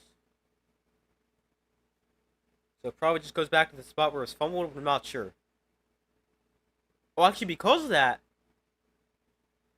that stops the clock. It's actually good that it went out. Tiamo looks to throw here, 38 seconds, gonna let one go way downfield. He's got a man! It's caught! Ty Scott making his return from injury. Touchdown, Defenders! Wow, this is an insane first half. Ty Scott, 73-yard touchdown. And the Defenders extend their lead. The Panthers with the big play, touchdown. The Defenders match. The Panthers go 71, DC goes 73. It's a huge touchdown. It's 37-19. That's got to be some kind of record for most points in the first half.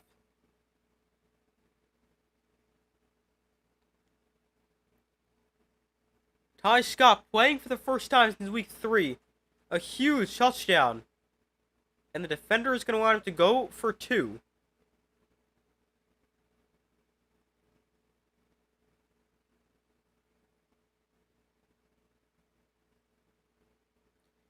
Tiamu throws outside low and incomplete.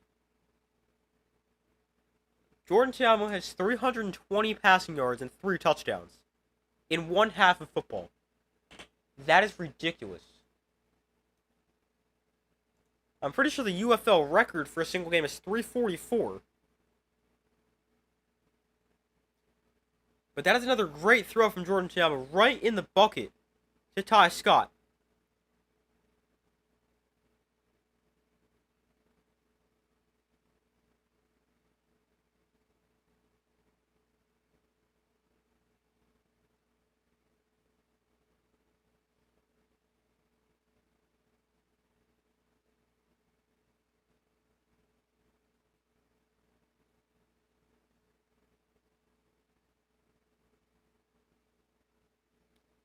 Jordan Tiamu is 16 of 20 for over 300 yards and 3 touchdowns.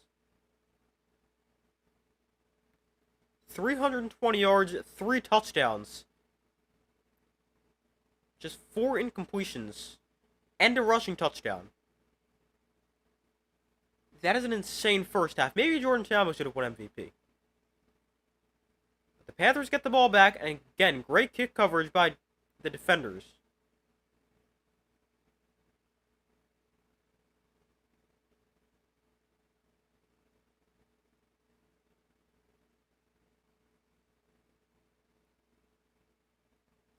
The Defenders in 6 quarters of football in the playoffs. 73 points, over 700 yards. That's crazy. Now, let's see if the Panthers can do something crazy again. They've still got 2 timeouts. 23 seconds. Let's see what they can do. Perkins. Pressured. Gets rid of it over the middle, but it bounces to Gunnar Oaks and is incomplete. 18 seconds left.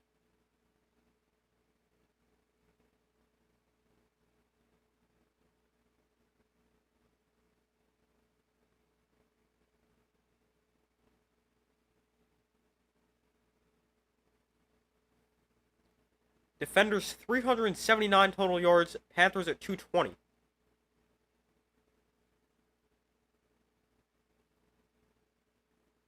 So 2nd and 10 here for the Panthers. And they're going to take a knee. Because you threw one incompletion, you're going to take a knee. I don't love it, but... And especially because DC gets the ball to start the second half, I really don't like it.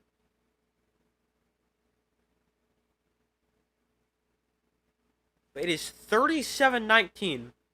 An 18-point game at the half. If I did that correctly. I think I did.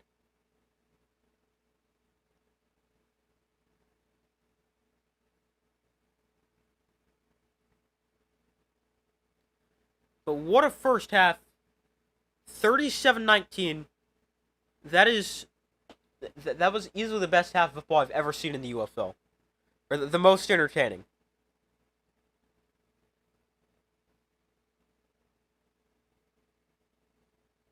Also, what a second quarter for DC.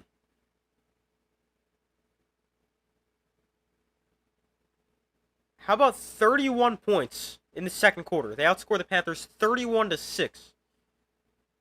That's probably some kind of record. Wonder what the overall football record is.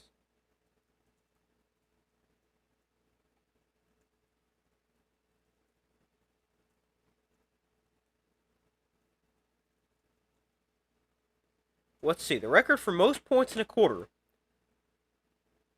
of an NFL game is 35.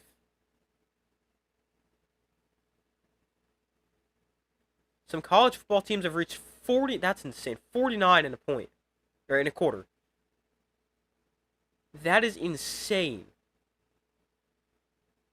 But the Defenders, they go 4 points shy of tying a NFL record of 35 points in a quarter. And the record for some college teams is 49 in a quarter. That is crazy. But I'm going to go take a quick break, and then I'll be back for, obviously, the rest of the stream and the rest of the game. Hopefully, continues to be an unbelievable game. Extremely entertaining. And, yeah, I'll be right back.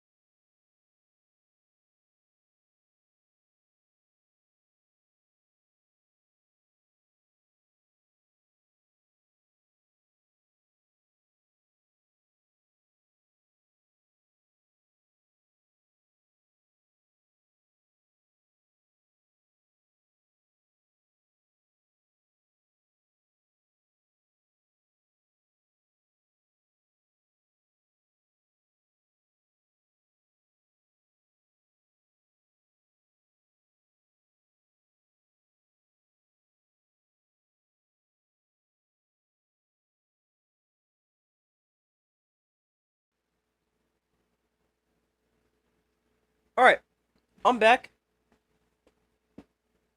Thank you guys for staying with me as I took a quick break.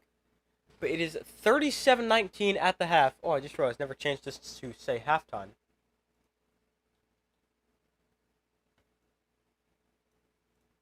And the defenders get the ball to start the second half.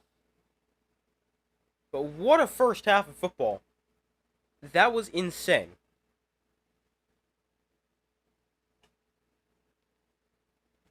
.31 second quarter for the defenders.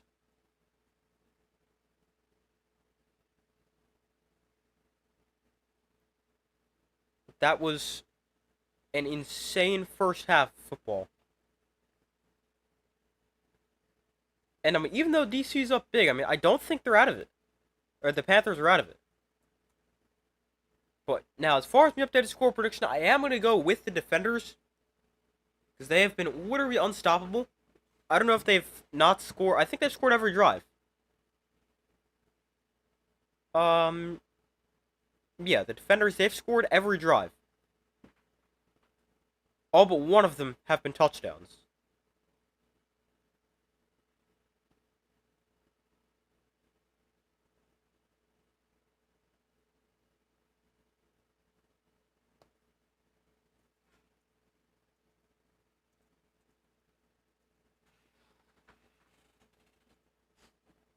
But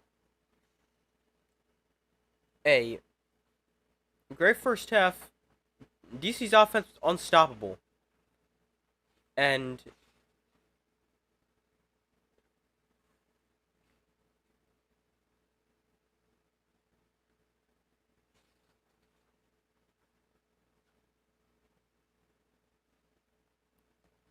let's go an updated score prediction. Man, that's tough. I don't know how much points we're going to see. I mean, it's been insane. But is it going to continue? I really have no idea. But let's go an updated score prediction. We'll go defenders. I'll give them 50. Let's give the defenders. We'll give them 14. We'll give them 54. That's a couple touchdowns and a field goal. Let's go 54 to. Now for the Panthers, they're going to probably get a little more aggressive, maybe go for 2 a few times.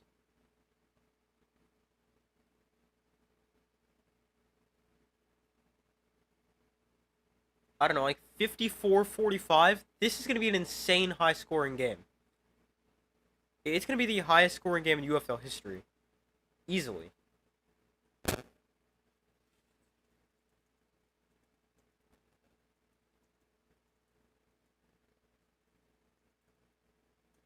The current high-scoring game was actually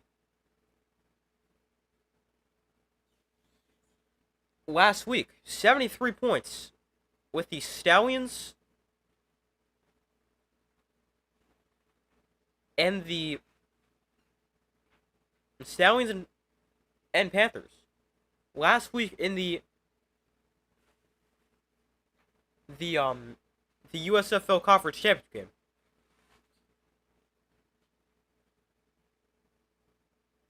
With 73 points, the most combined points in the history of the UFL.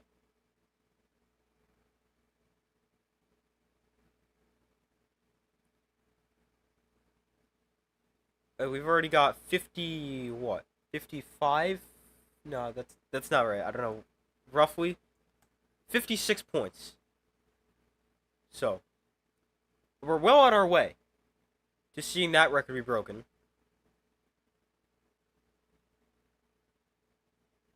And, yeah, the record for most points in a single game by one team is, I believe, 45. So, DC's well on their way to breaking that. Yeah, we'll go 54-45 updated score prediction. That is insanely high scoring. But we'll go over stats from the first half. The Jordan Tayama was insane. 320 yards, 3 touchdowns, also a rushing touchdown on 16 of 20 passing. I wonder, that's got to be a career high. Let me look it up. It's a season high already. His last year career high, or season high, he just wasn't very good last year. I mean, he was still decent. But last year, he didn't even hit 300. In 2023, he was a lot better. 2023, his high was 285. 2022, his high was 333. So he's 12 yards, or 13 yards short of his career high, which he set in 2022, in Week 6, against the Philadelphia Stars, where he threw 333 yards, 4 touchdowns, and an interception, and lost. They lost 35-28.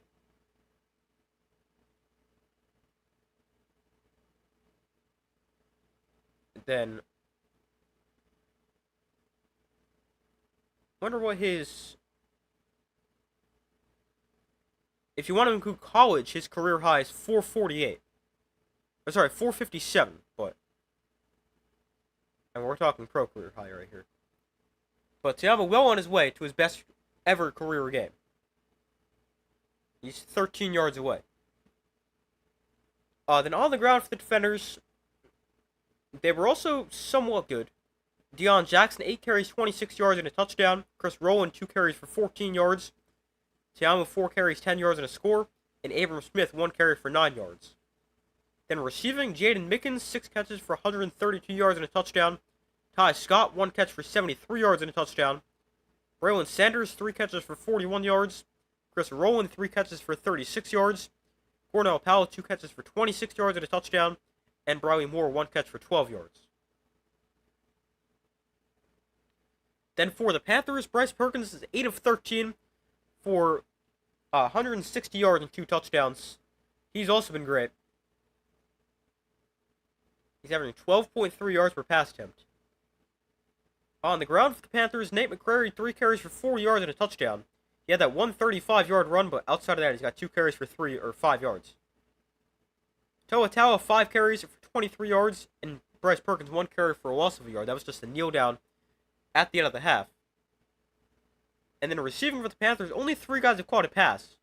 But Malik Turner, 5 catches for 98 yards and a touchdown. CLC Mariner, 2 catches for 54 yards and a touchdown. And Devin Ross, 1 catch for 8 yards. Then team stats from the first half. The defenders are outgaining the Panthers 379 to 218. Both teams insane in the yards per play category. Defenders do have the edge though, 10.5 to 9.5. Defenders 3 touchdowns and 4 red zone trips. Panthers actually have not made it to the red zone. Both their touchdowns came on big plays. Defenders, they've also had the ball longer, 17-21 compared to 12-39.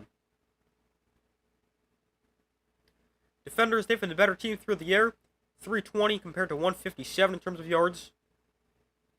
The defenders also have more completions, attempts, touchdowns, and more yards per attempt at 16 compared to 12.1.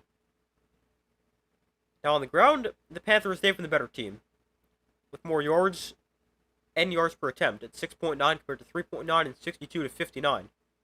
While the defenders with more rushing attempts and more rushing touchdowns, with 15 attempts compared to 9 attempts, and 2 touchdowns compared to 1. Both teams with 1 sack and 1 turnover in the game. That was a fumble by the Panthers on the kickoff. I don't know how to describe that. Early second quarter, I guess. But the third quarter going to start in a couple minutes. That was actually perfect timing. We just finished going over all the stats. Panthers, they need their defense to be a lot better. You cannot continue to give up points at this rate. They were allowing points every single possession. The defenders, they've scored all drives, and all have been touchdowns except 1. With 56 combined points in the first half, highest in a half in UFL history.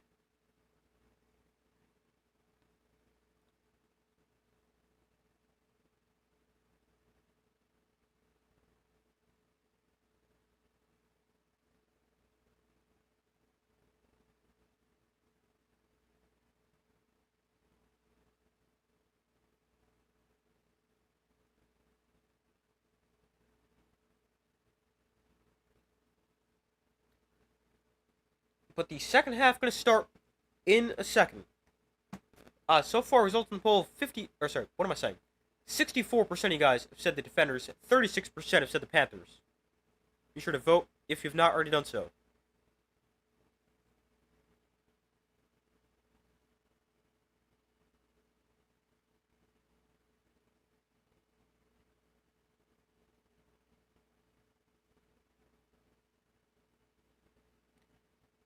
But the Panthers, they're going to put their defense out first. Obviously, DC won the toss and deferred to the second half.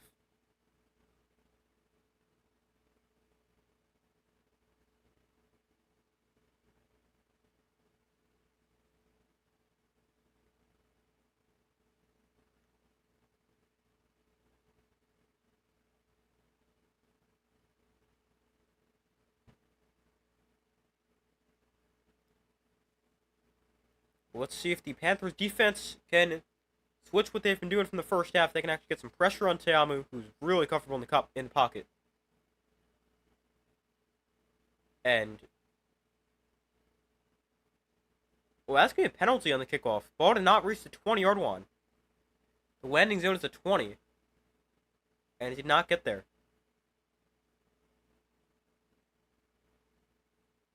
So they'll start at the 40 or 50. I think the 40, but I might be wrong. Might be the 50.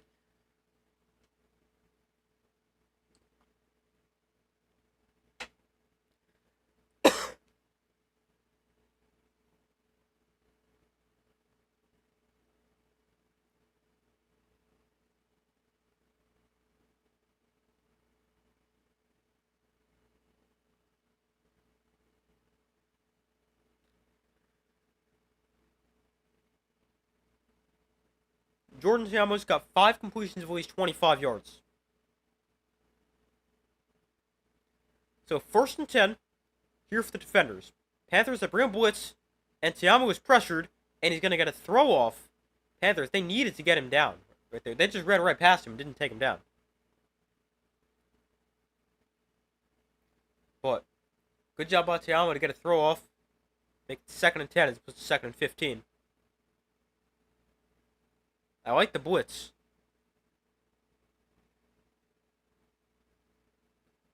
I definitely think they should do that more. I mean, you're already getting destroyed in the back end, so you might as well try to get pressure out of it. I guess that's the thinking. Or, I mean, you just got to get some kind of pressure on Teamu. We'll hand this. Nope, Teamu's going to keep it up the middle, and he dives ahead. Gain of 11 and 1st down.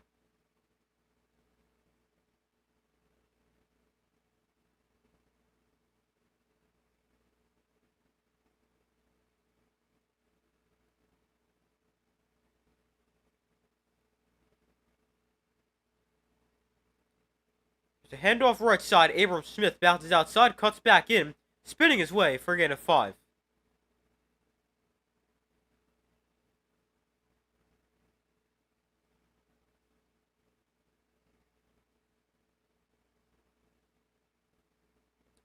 Second and 5.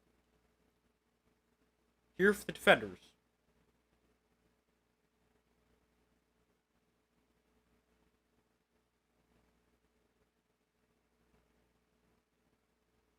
There's a handoff. Smith up the middle. Lots of space for Abram Smith. Another 9 yards and another DC 1st down.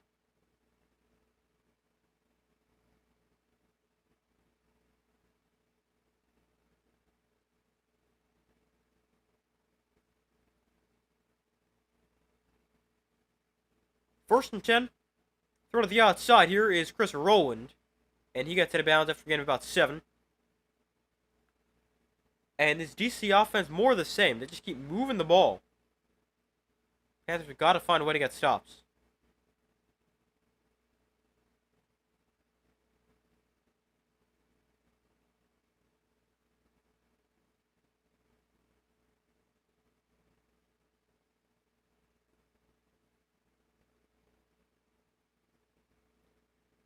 Second and 3. You got a free play. Nope, they're going to blow it dead.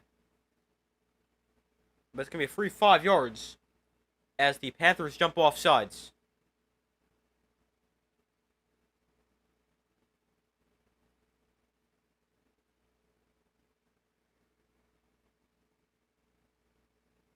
'94 Taylor Stallworth. in the neutral zone.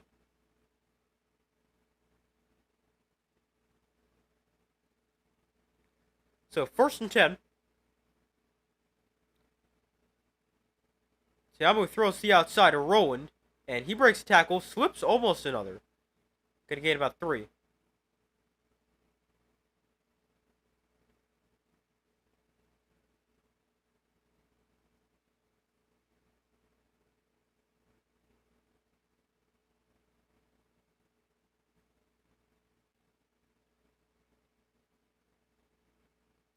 So here is a 2nd and 8.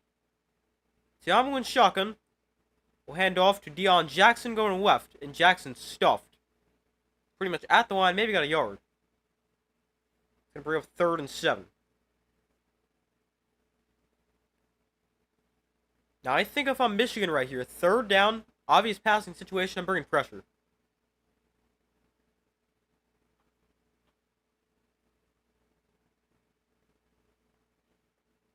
Tiamu, he's just had too much time. And if I'm the Panthers, I'm not letting him have more time to just pick apart the defense.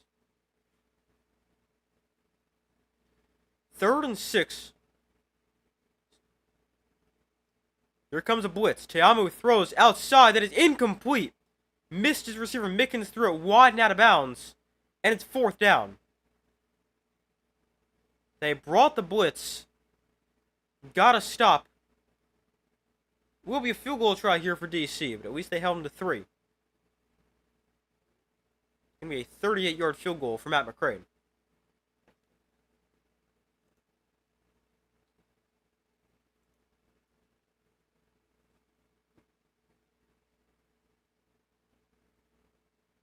McCrane centered in the field from 38. And his kick right down the middle. 40-19. Now a 21-point game. Now a 3-score game. Because remember, technically, a 18-point game is a 2-score game in the UFL. Because if you score a touchdown, then you can go for 3. And you can obviously do that twice. There's no limit to the amount of times you can go for 3.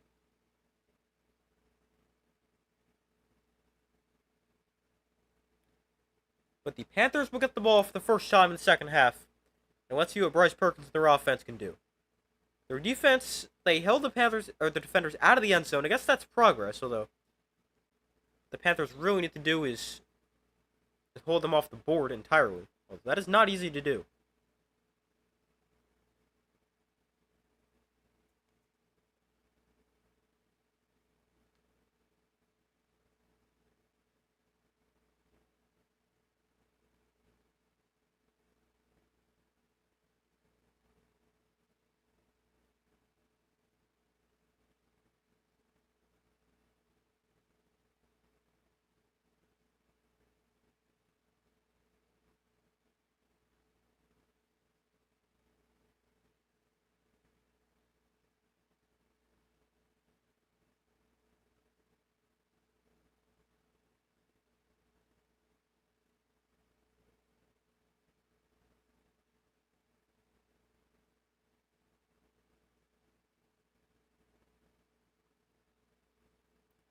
We still wait for them to come back from commercial.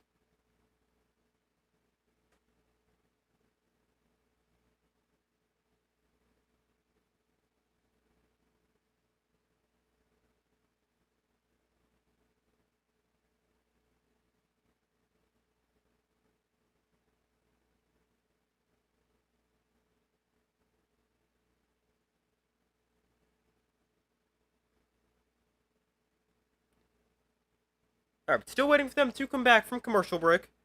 Panthers can get the ball for their first possession here of the second half.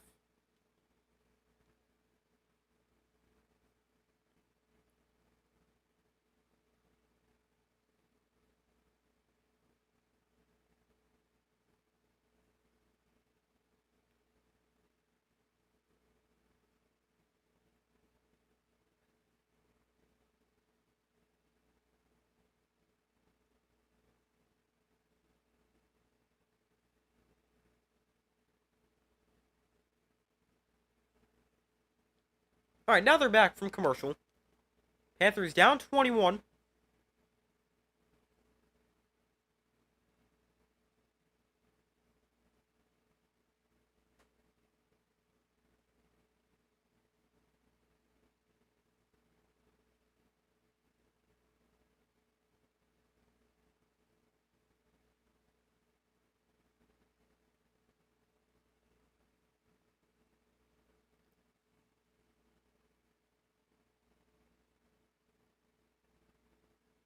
So the Panthers get the ball back. Bryce Perkins on the season completed 69% of his passes for 1,342 yards. It's actually a little higher. I don't believe that includes the playoffs.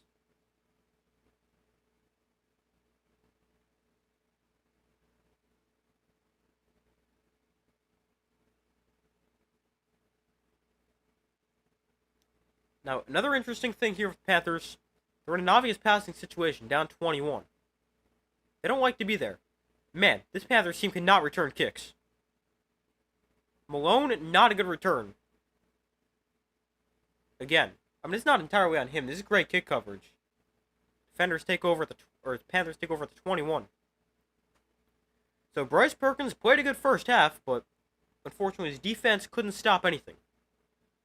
So he's down 21. Yeah, imagine that. Scoring 19 points in the first half, which is not bad. And being down 21 when you get the ball to start the second half. That's insane.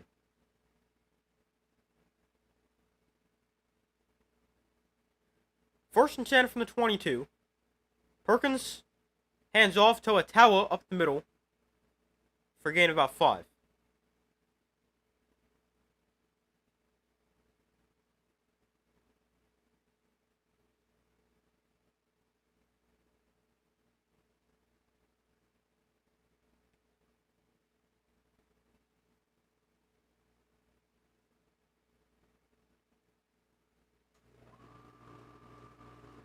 Second and 7. Perkins in shotgun back to his right. Perkins sets up the screen, dropped by a CLC Mariner.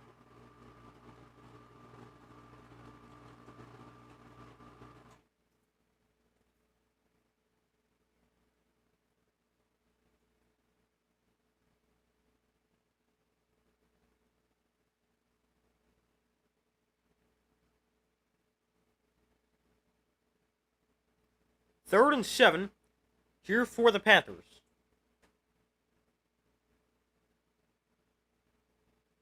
Perkins in shotgun back to his left.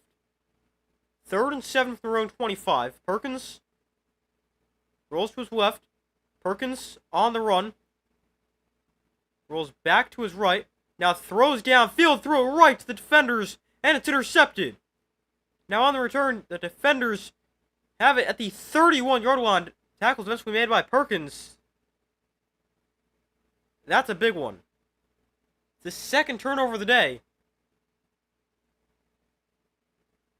Perkins just trying to make a play. Ends up throwing a pick. And this is not good for Michigan.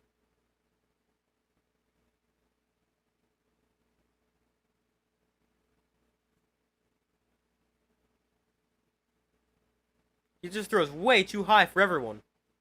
And it's intercepted.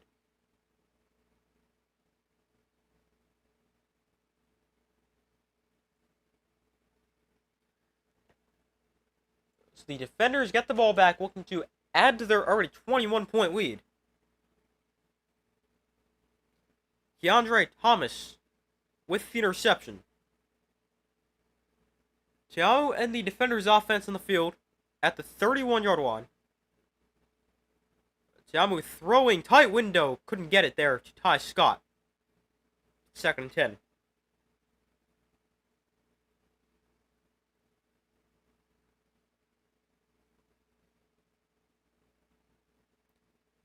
Third time Scott's been targeted. He's caught only one, but obviously it's a 73-yard touchdown.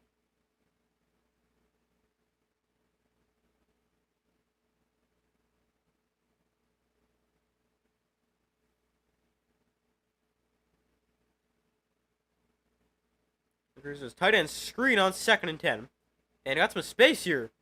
Inside the 20, down to the 16.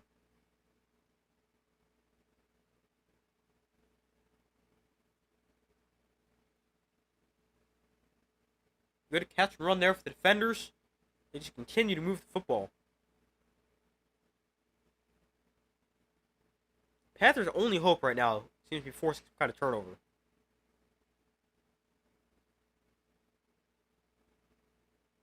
There's a handoff. Deion Jackson left side, cutting up the middle, and Deion Jackson is in for another touchdown. Deion Jackson, another defender's score. They have still scored on every drive in this game. And it's 46-19.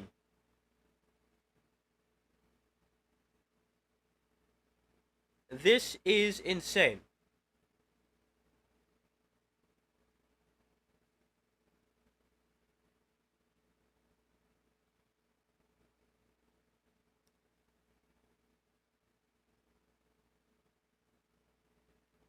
They're going to go for one. Put up 28.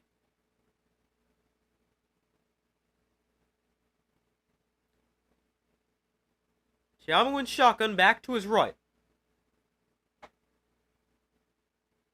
There's a handoff. Abram Smith stuffed at the line.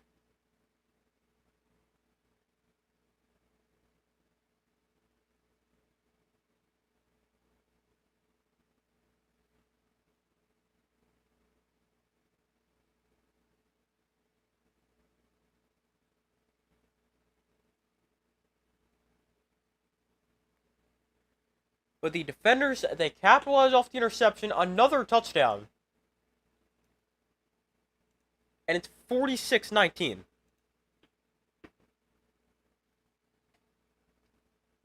The second forced turnover of the day by the defenders. And it's 46-19. That's insane.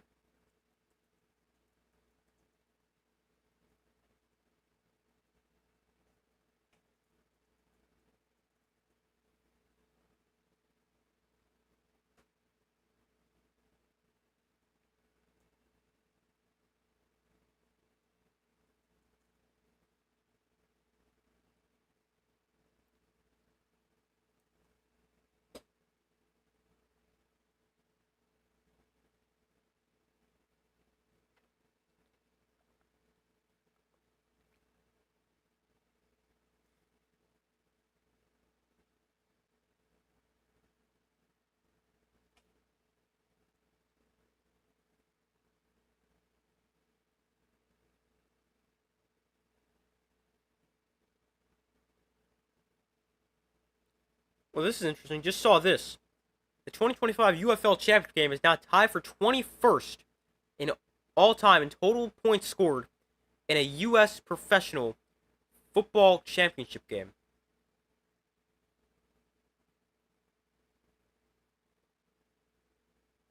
Interesting. I'm sure that's only going to go even higher.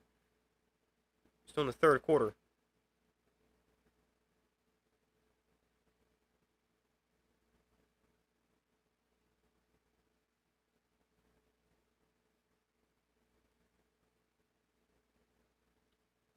But the Panthers, they will get the ball back, now down 27. It is going to be very difficult.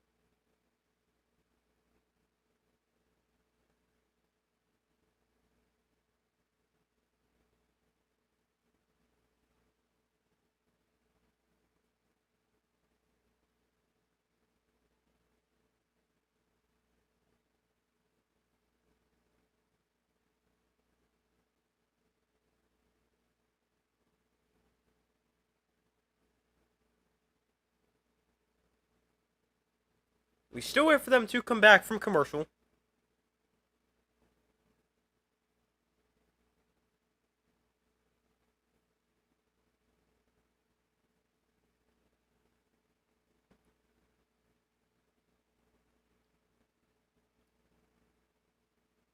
We got 8:19 to go in the third quarter.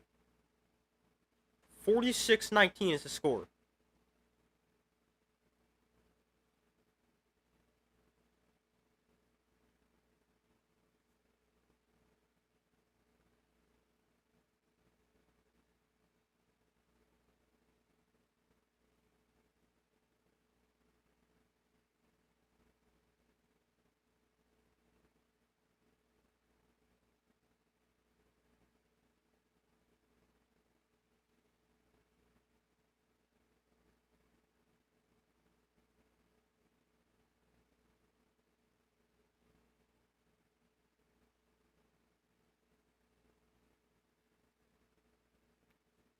So the Panthers get the ball back. McCray going to kick off for like the 8 millionth time in this game. And again, we get to see DC's kick coverage, which is quite good. Malone actually has some space here. Cuts to the outside. Xavier Malone, finally a decent return for Michigan. That's some progress.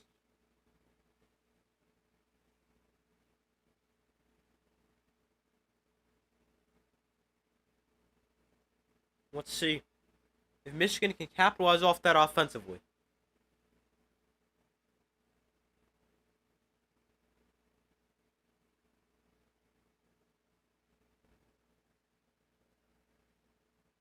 So 1st and 10 from their own 38. Pretty good return by Malone. Let's see if that can spark something. Perkins throwing high and incomplete. I've never seen a more sad crowd in a championship game in your life. Yeah, the crowd's definitely not the greatest. Wonder if the attendance has been announced yet. Probably not. But I do think the attendance will be higher than who's actually there, because I believe last year they announced the paid attendance, and a lot of people who paid for the tickets didn't actually go.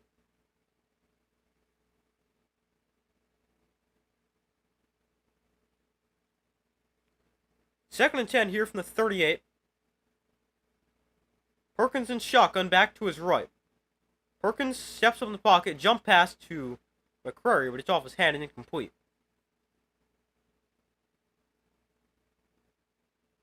The attendance has not been announced yet. Yeah, I mean, that's the one thing about having the championship at like a neutral site or at a set spot. Because obviously if the home team isn't there, like if the Battlehawks were here, there'd be like 40,000. But if the Battlehawks are here, there's not that many people. 3rd and 10. Empty backfield for Perkins. Perkins going to run it. Might be a design quarterback run. Perkins going to try to cut to the outside, spin back inside. And Perkins got about 6. And now, it's early, but I think you might want to go for this if you're Michigan. 4th and 4. I'd go for it.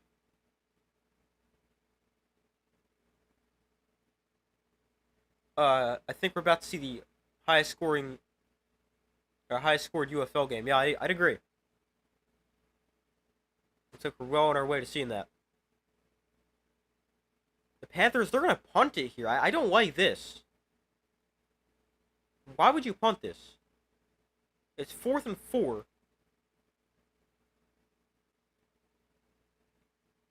Unless they're going to like fake it or something, but I would not punt this. Defenders actually might have jumped. The punt is away. There's no flag down. And Jaden Mickens fields at his own 12. Now Mickens on the return makes a man miss and is stripped up at the 12, maybe the 13. But the Panthers, they do punt it away. I really don't agree with that decision. I mean, it's 4th and 4, not 4th and 40. So why not take a chance there? You're not even backed up super deep inside your own territory. You're at your own 45 or somewhere around there. I would have 100% gone for it.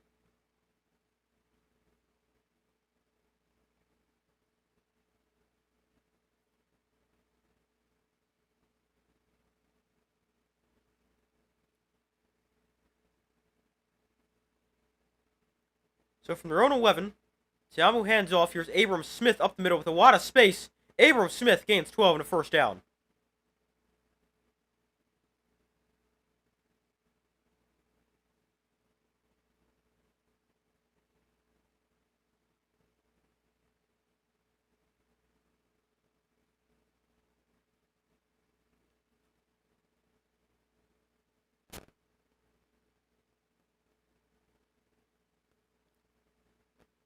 From the 23, again, here's Abram Smith.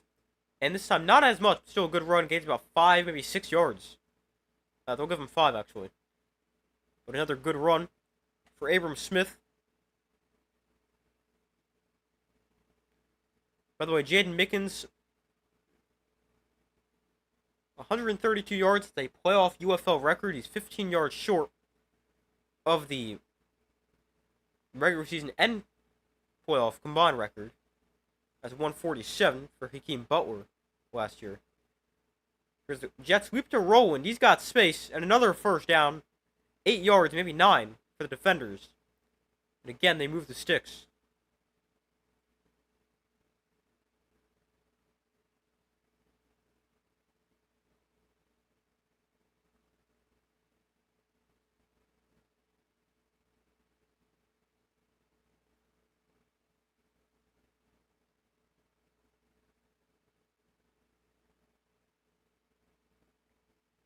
So 1st and 10 from the 38. Tiamo in shotgun back to his right. And Tiamo keeps this in the option. And he'll gain about 4.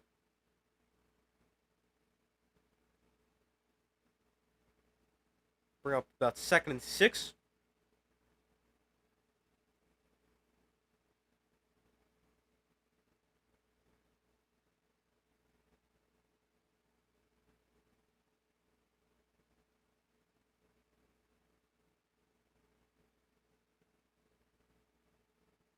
The defenders today, 136 yards on the ground, 341 through the air. That's 477 total yards.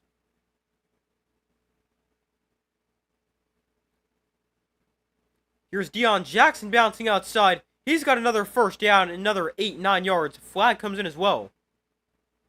Jackson gets to midfield.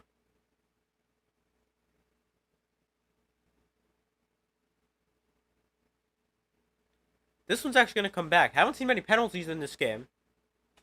But the defender's called for a hold here.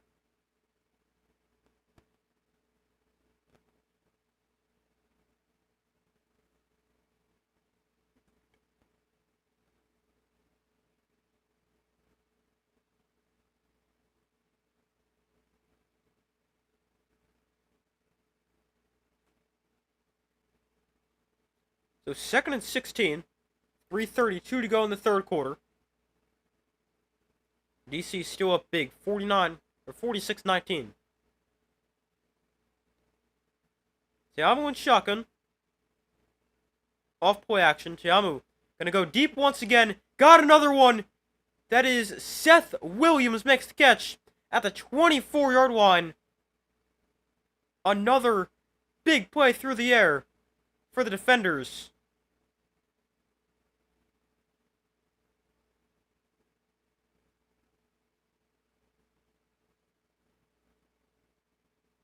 Seth Williams got a big touchdown last week. Big catch there.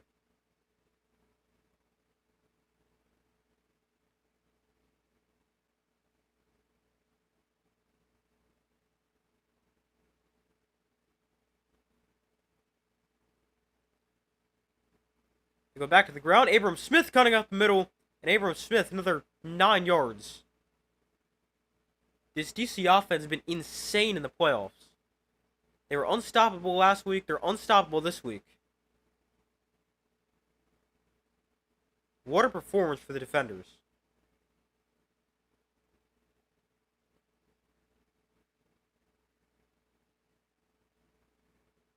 The first game between these two teams, the blowout, going the way of the Panthers. They won 38-14. This one is a blowout for the defenders. Up 46-19 and still going. Not even in the fourth quarter yet.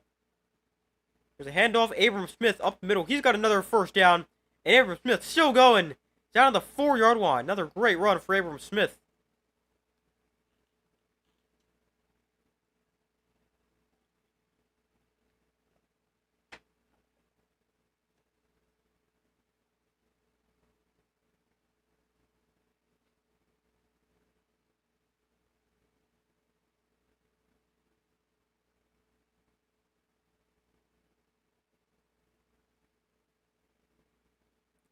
First and goal.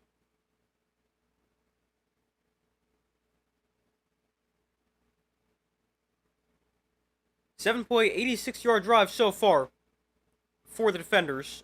And hold on, this froze.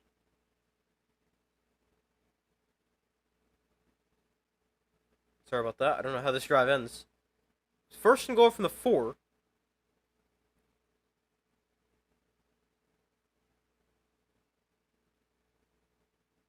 Hold on.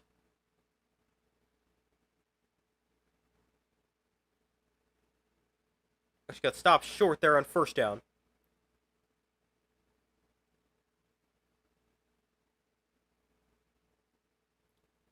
Second and goal. Actually, I haven't missed a play. Second and goal. Tiamu hands off. Deion Jackson up the middle. Powers towards the goal line. And he is, looks like, just short again.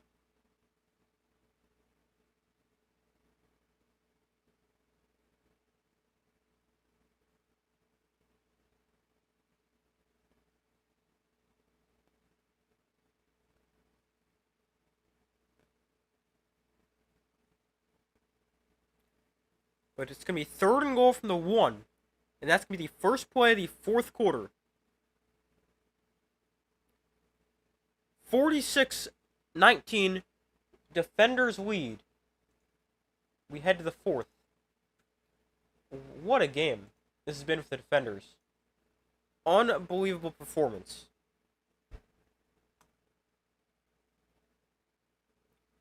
Looking to hit 50 if they can put this in the end zone.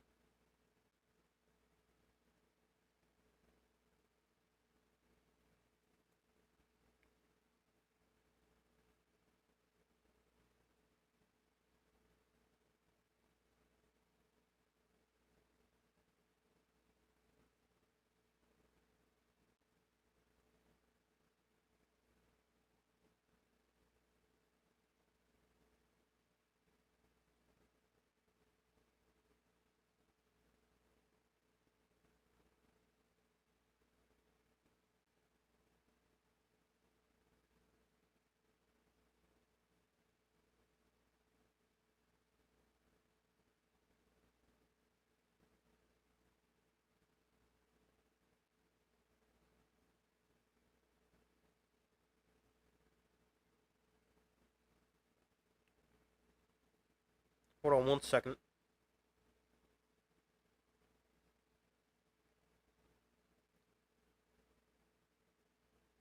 UFL Championship game after the most recent points. It's tied for 9th. Sorry, 10th.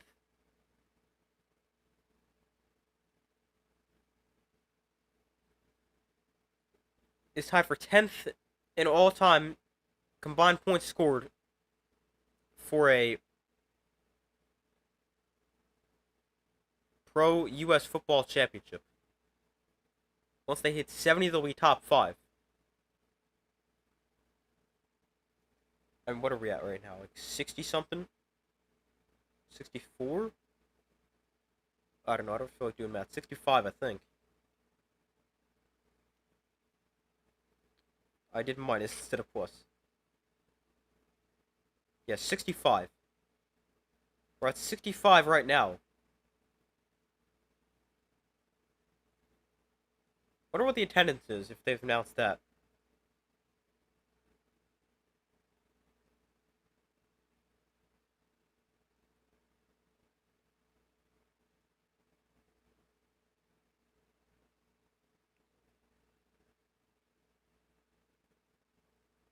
Alright, hold on 1 second. Let's see, has attendance been announced? No, not yet.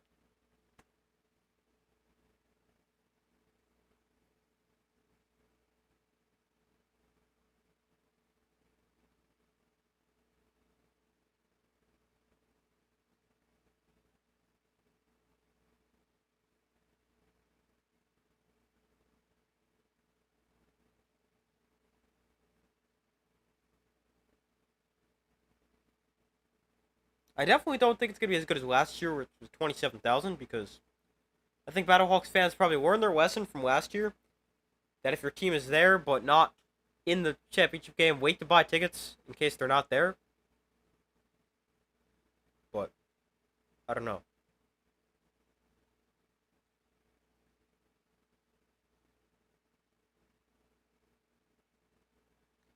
But we start the fourth quarter. It's a third and goal from inside the 1, from the half-yard line here for the Defenders.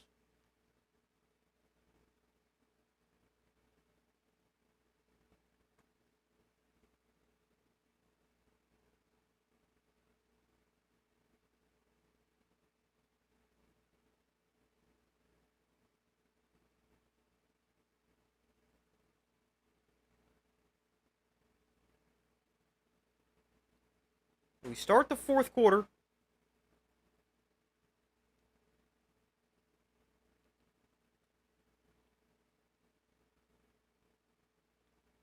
Tiamo set the record for most passing yards in a UFL game at 387. Third and goal from the 1. Tiamo going to keep this. Throw to the end zone. Another touchdown for Tiamo and the defenders. Briley Moore makes the catch. And the defenders have hit 50. It is 52-19.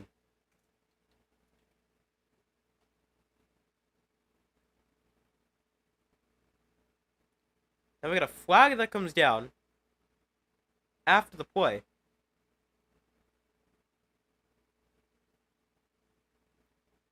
It might be because Briley Moore just punted the football.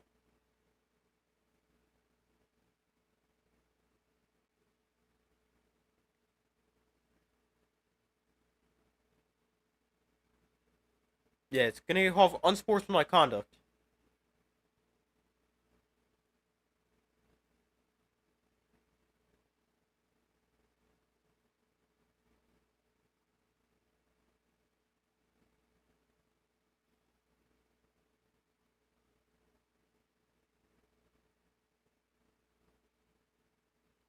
But it is 52-19.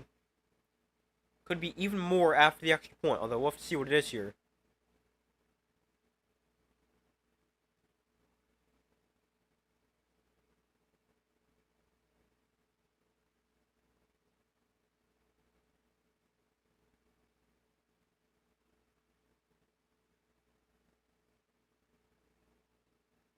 Where was all this scoring in the regular season? That's a good question. I mean, the offense definitely did pick up as the season towards the second half. That's why I definitely think we need to see training camp start sooner. But that's a good question. Yeah, I've heard the UFL might start a little bit earlier next season. Instead of starting late March, we'll start early March. But I don't know. I don't hate when they start. I wouldn't mind moving a little early or earlier. But I would also like to see them start training camp earlier.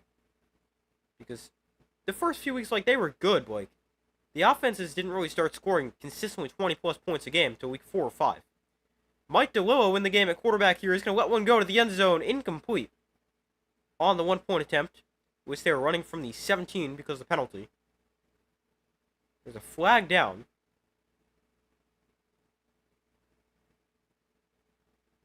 It's defensive holding.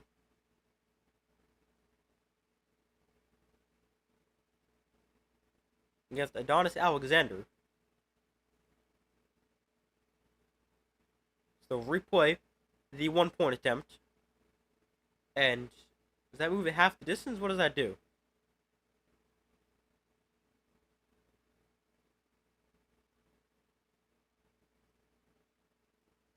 So it's going to be another 1-point attempt here for the defenders.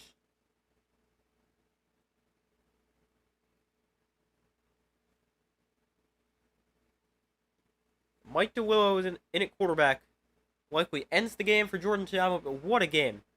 UFL record in passing yards. What, 5 or 6 touchdowns? Unreal game. Moore comes across the formation. They're running the play from the 12. So 5 yards from the previous spot.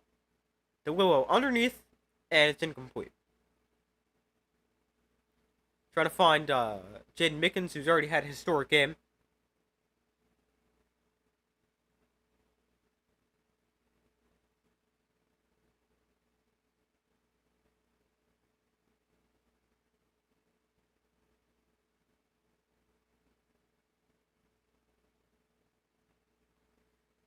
But the Panthers will get the ball back. Now down by like 1,000. 52-19.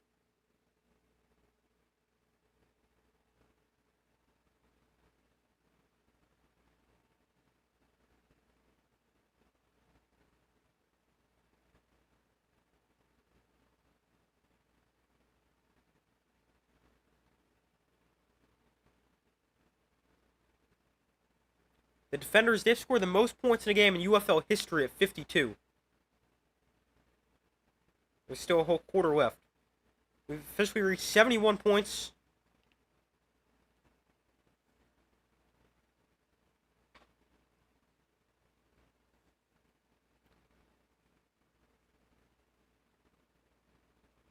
What a game this has been. The kick going to go into the end zone for a touchback.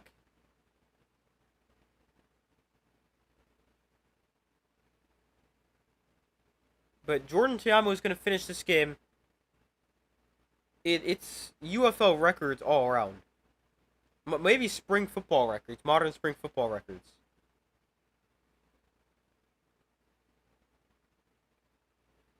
But the Panthers, they get the ball at the 40. But Jordan Tiamo will finish this game with 390 yards and 4 passing touchdowns, as well as a rushing touchdown. That might be the greatest spring football performance in the modern era. He's definitely going to win championship game MVP. What a game for him. Perkins throws, there's Turner. He's got space after the catch, and Malik Turner out of bounds after getting 15.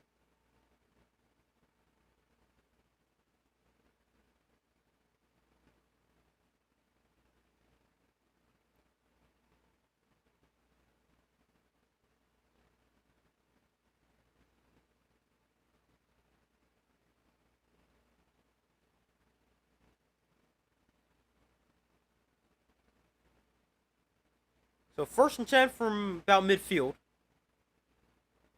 Actually, the DC 49. Perkins in shotgun, McCrary to his left. Perkins hands off McCrary. He's got some space. He's dragged down from behind. Shoestring tackle from Anthony Hines. Saved like a huge play. And McCrary forgetting about 7.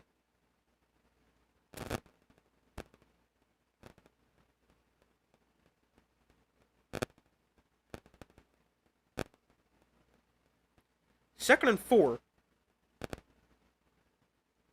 Here's McCrary again, delayed handoff, and McCrary breaking tackles down to the 30.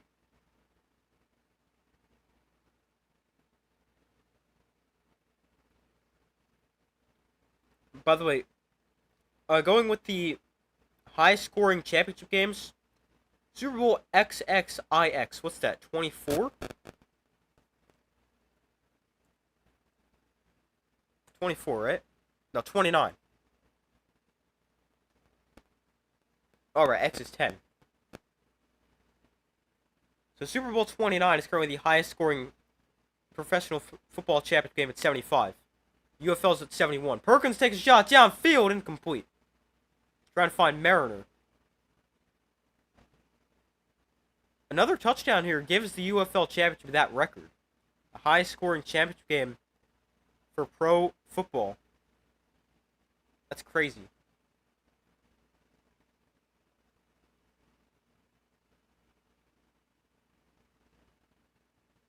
By the way, this does specifically specify outdoor football, so like not including like arena football, where teams score like however many points.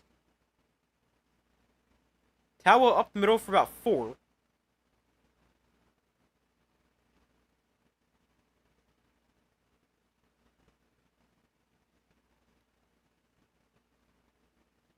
The Week 6 matchup between the Panthers and Defenders. Panthers won 38-14, and they were insane. 213 yards on the ground, about 200 through the air. They were unreal. But today, DC has been unreal. 52 points, 545 yards. And they've dominated. Perkins pressures, steps up. Perkins over the middle, caught by Malik Turner. Flag is down. Turner into the end zone again if it stands. This one might come back.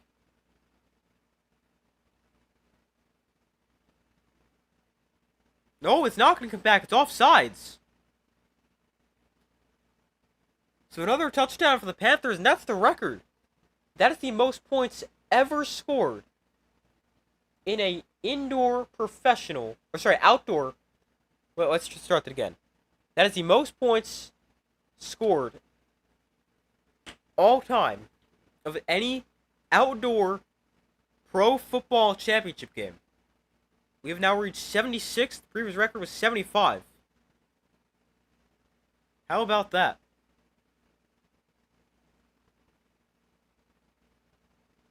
Gonna go for two. Perkins outside, incomplete. Behind his receiver, Mariner.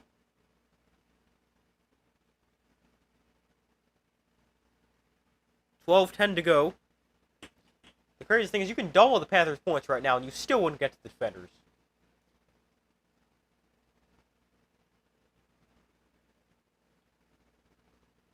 $12-10 to go in the fourth quarter. 52-25, defenders lead.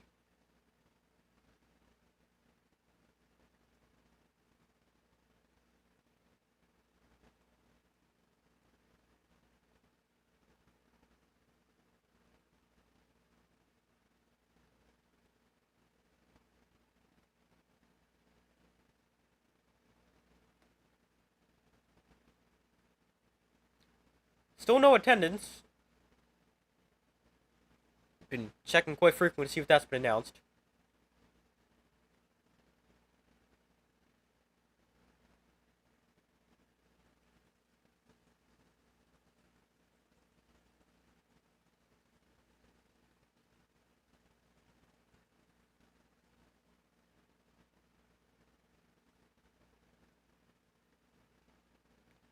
The defenders are on a 46-12 scoring run since the end of the first quarter. That is insane. It was 46-6 before that touchdown.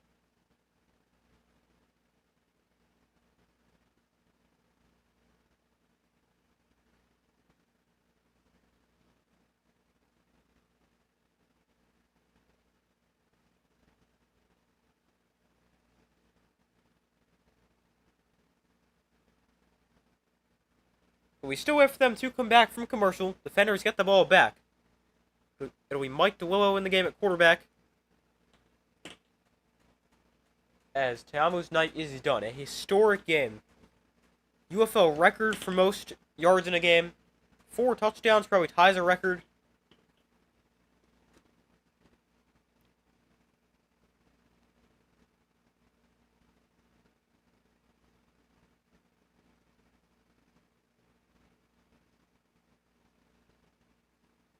We still wait for them to come back from commercial.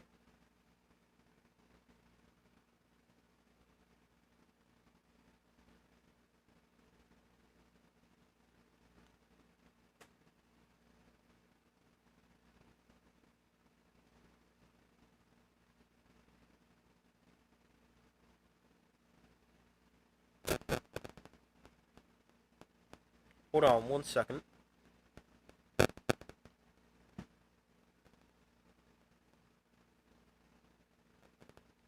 Alright, the Panthers, they will go for a 4th and 12 on their own 28-yard line as the alternative to the onside kick. I forgot about that until just now. I mean, I guess it's worth a chance for the Panthers. I mean, you got nothing to lose pretty much. I think we've only seen like 3 successful conversions this season, 2 because of penalty.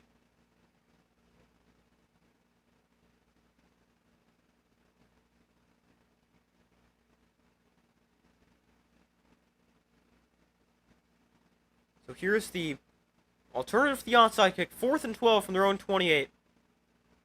They got a free play. They jumped offside. They're going to blow it dead. So it'll be 4th and 7. We'll just go like that for a second.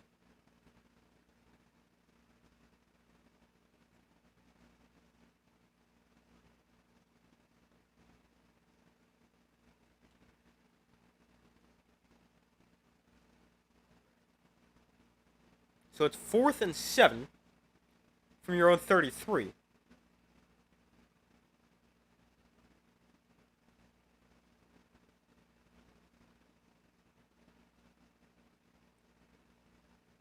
Devin Ross comes in motion.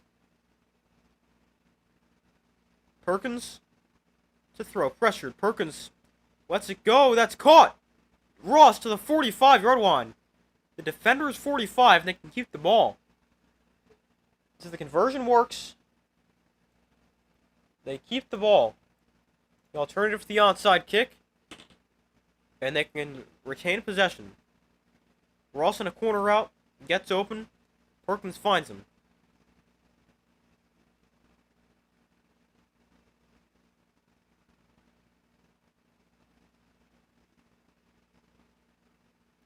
So 1st and 10 from the DC 45.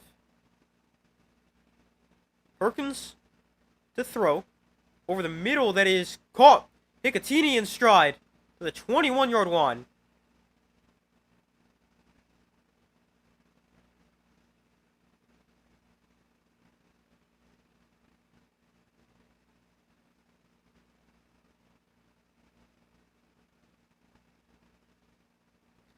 Perkins in shotgun back to his right. Panthers looking okay right now. Perkins pressure rolls to his left, directs traffic. Throws back across the field, caught by Mariners. Sliding catch at the 6. And just like that, it's 1st and goal for the Panthers.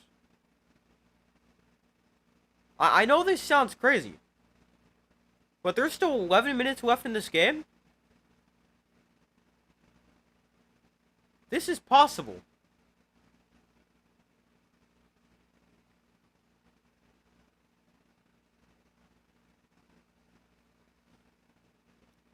There's still 10:55. I mean, if you're the Panthers, you score right here. Brings you to at least 31. That's a 21-point game. You can cut it to 18. That's a 2-score game. If you get the 3-point conversion, it's... That sounds insane when a team is down by 27, but it's doable. It's a 3-score game right now, with 3 touchdowns and 3 3-point conversions. 1st and goal from the 5. Perkins keeps it on the option, gets to the outside. Perkins tries to cut back, and he's only going to get a yard.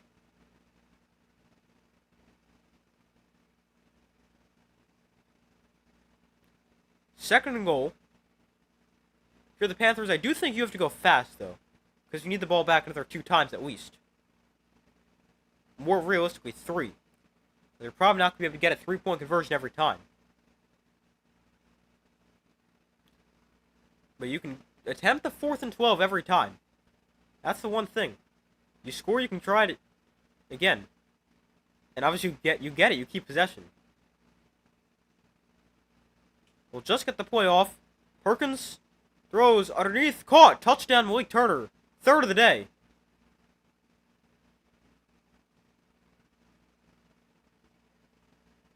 Well, there's some more points for the Panthers. 52-31.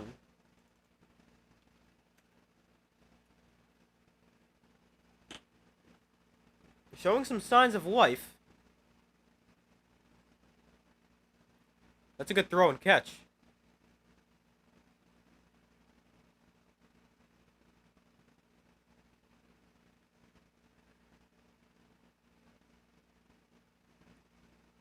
Alright, the Panthers are going to go for 2. I'd go for 3.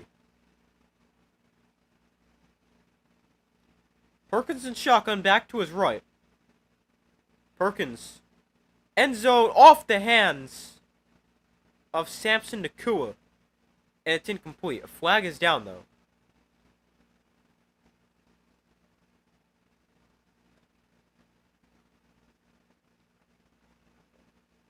We're going to get another try at it. Defensive holding.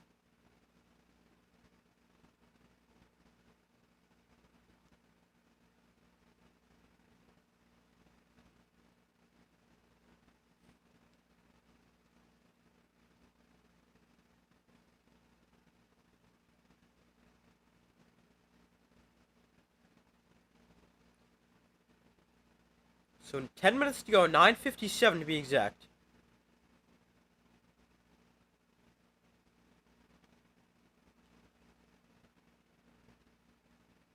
Perkins in shotgun back to his right. That's McCrary. Ball's now on the 2-yard line. And they're going to hand it off. McCrary. Did he get there? Looks like no. Spot comes in short. So it's going to stay a 21-point game. So it's still a 3-score game. But you got to imagine the Panthers are going to try the onside kick alternative again. There's no limit to the amount you can do it. The only requirements, you're trailing, and it's in the 4th quarter. They definitely fit both those requirements. But this game has been insane. We've seen, how many points has this scored? 83? Yeah, 83 points in this game. That's wild.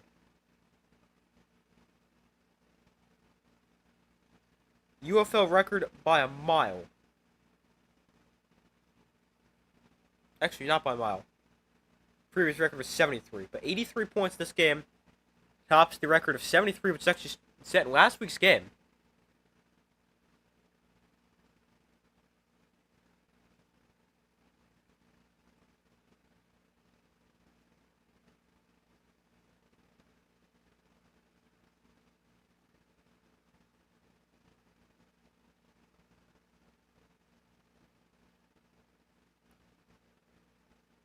Malik Turner, by the way, 3 touchdowns in this game.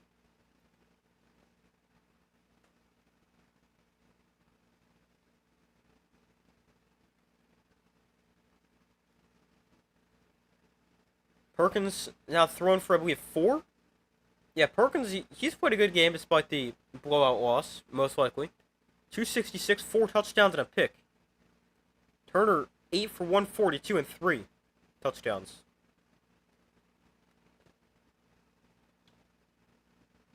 But let's see if the Panthers can do it again.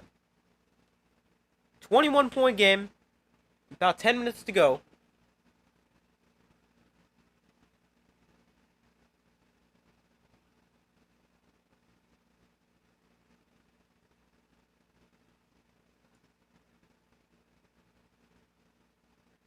Wait for them to come back from commercial.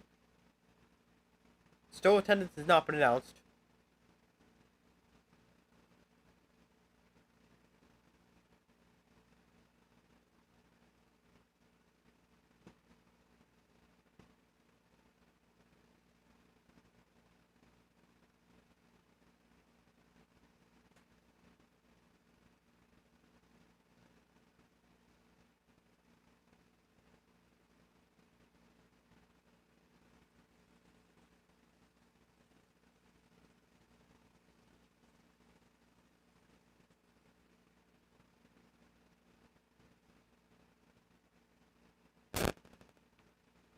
So, they're going to try it again. 4th and 12 from their own 28. They just converted a second ago.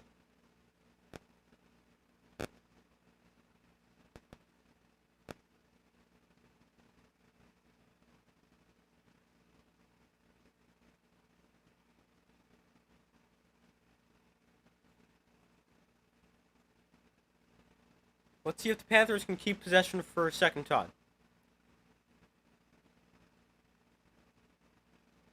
So it's 4th and 12 from their own 28. Empty backfield for Bryce Perkins.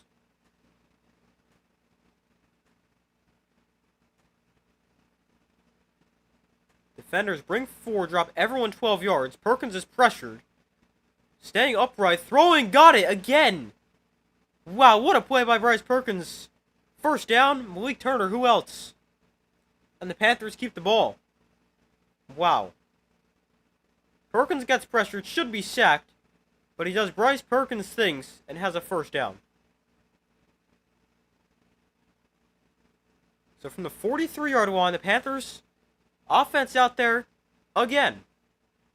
I wonder if they might be getting tired though. That's the one thing. Defenders call a timeout. Try to regroup, I guess. 9:27 to go.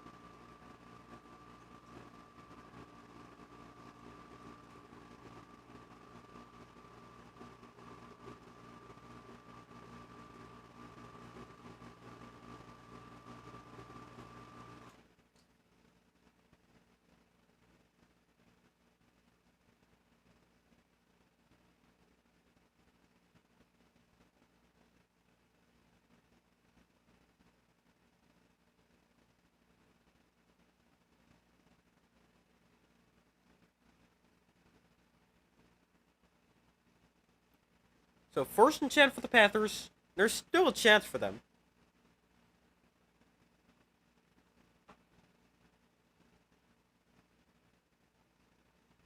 Perkins in shotgun, back to his left.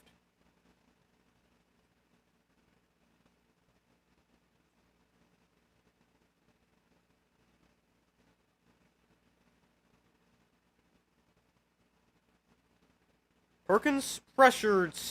Oh, yeah, he did get sacked. You can never confidently say sacked with Bryce Perkins, but he actually did get sacked there. Flag was down, though. Let's see. It's offside, so it's not going to count and free 5 yards. Derek Robertson, number 50. I feel like this guy winds up offside every game for DC.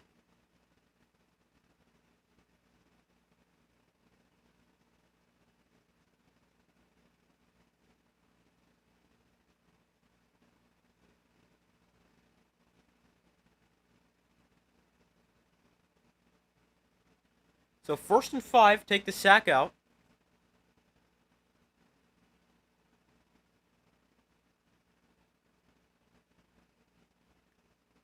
From their own 48, Perkins outside. There's Devin Ross. He's got a 1st down. Ross breaking tackles to the 41.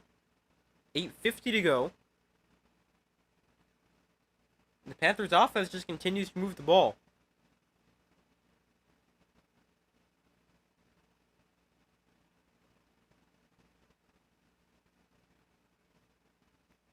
First and 10 from the 41. Perkins with time. Find Tawa underneath as his check down. And Tawa forced to bounce after gaining about 10, close to another 1st down. Going to depend on the spot here.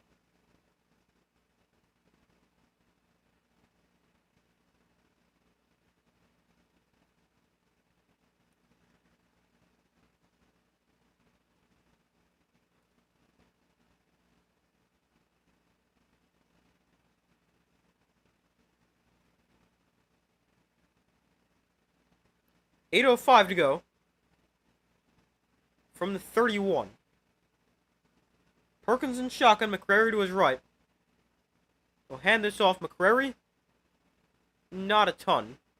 Got about 3 or 4.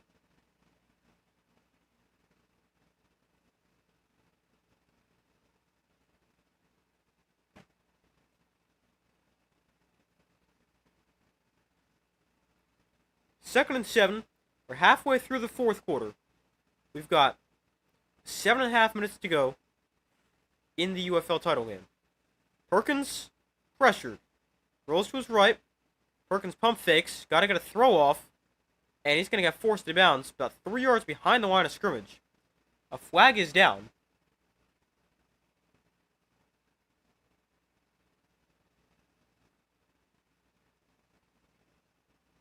We got a hold against the Panthers, so it's gonna come back anyway.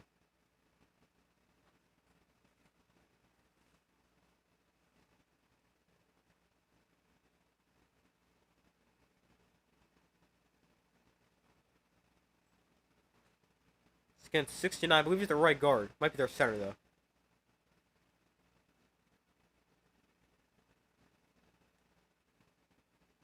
Second and 17.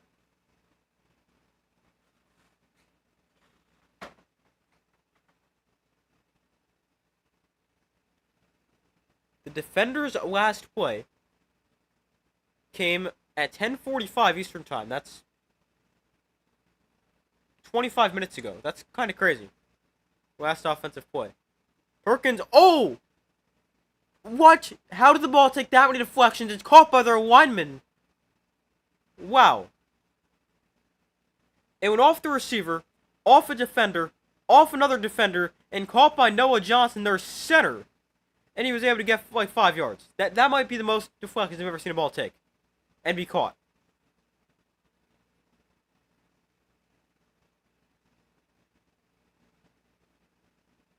How about that? 6 yards for the center. 3rd and 11. Perkins. With time. Outside and complete. Trying to find Devin Ross. And it's 4th and 11. They'll go for it, obviously got to have it. 6:15 to go. Where the clock does not stop on incompletions unless you're inside 2 minutes.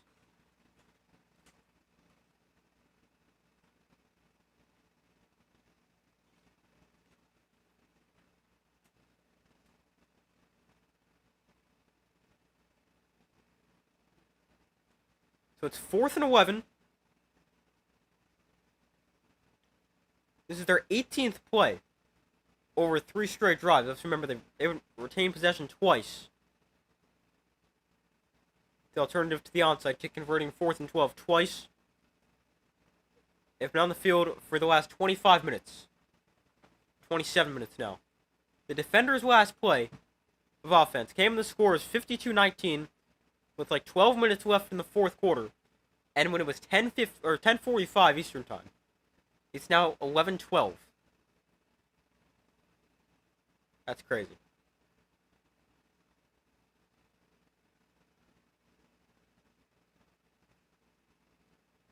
They're going to kick a field goal here.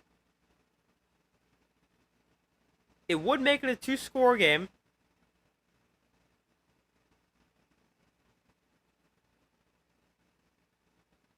I mean, you're obviously going to go for it on 4th and 12 again.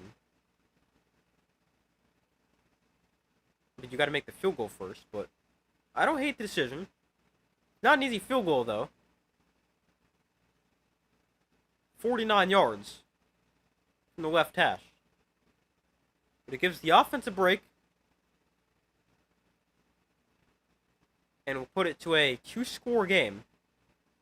BT Potter, 49 yards from the left hash. Potter's kick is good. He drilled that.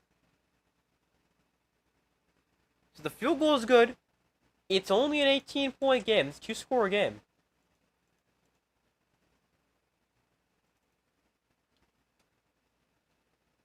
Don't know why I deleted 3, but I did. 52-34, 18-point game. And here comes another offensive 4th and 12 from the 28 for Michigan. They've had the ball for the last 29 minutes.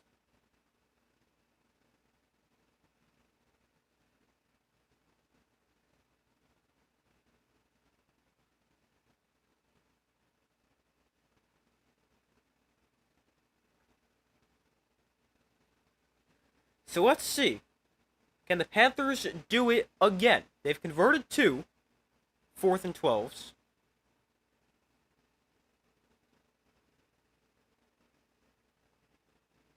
And let's see if they can make it 3 in a row. Perkins in shotgun, back to his left. 4th and 12 from the 28.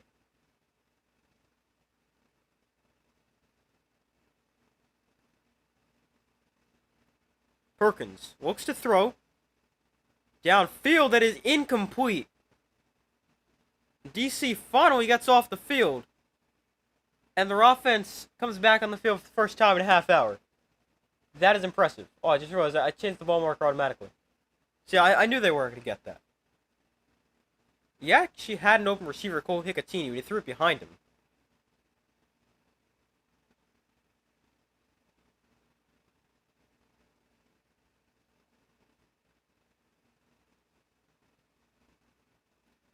And now, because the game is closer, Jordan Tiamu is going to come back in the game at quarterback.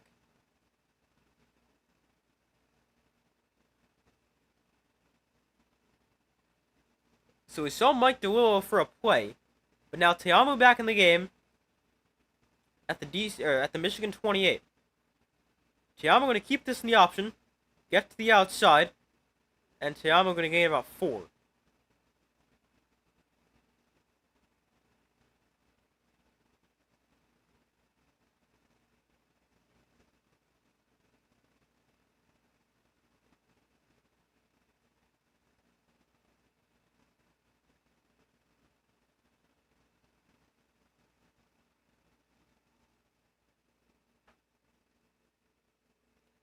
So it's 2nd and 6, 5:05 to go in the fourth quarter.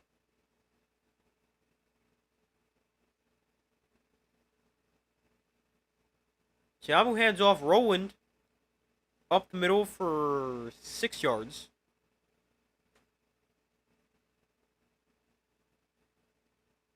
.445 to go.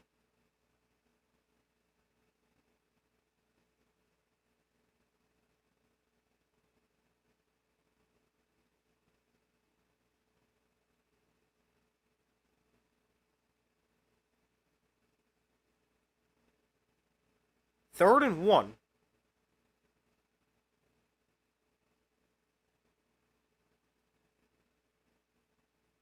Tiamu hands off. Smith up the middle. I don't know if he got that. Next, they're going to mark him short. 4th down. And the Michigan defense is going to force a field goal. Although it will make it a 3-score game again.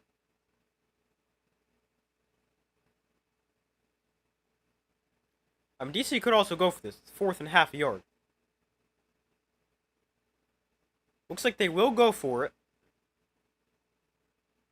They're short by 10 inches. According to the true line measurement.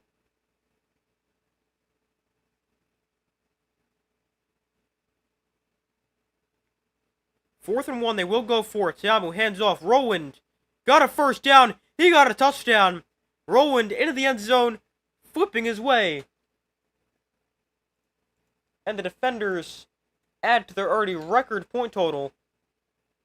58-34, 19 yards for Chris Rowland of the rushing touchdown.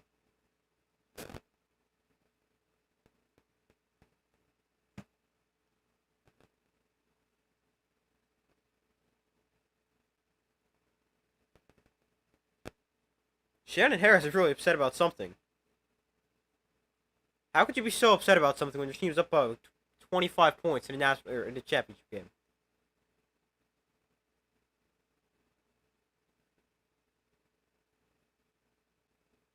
I'm not sure if that was possible.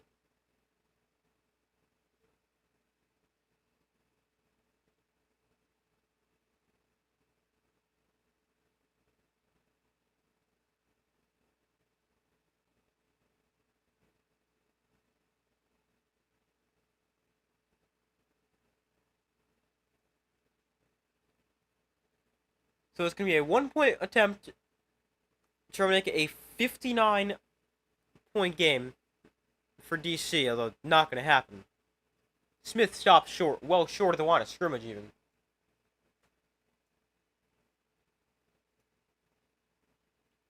So it is 58-34, 3:33 to go.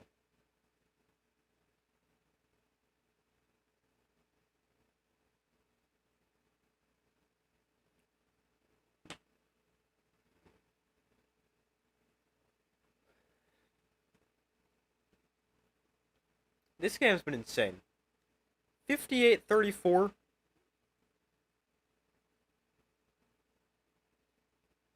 How about 92 combined points?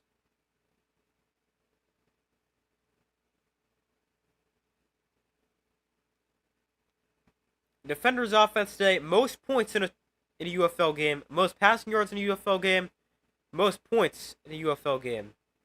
The only record they haven't set is rushing, although they've run for 185.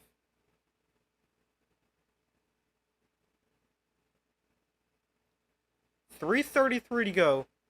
I thought this game would be high scoring, but I did not expect to see 90-something points scored. This is insane.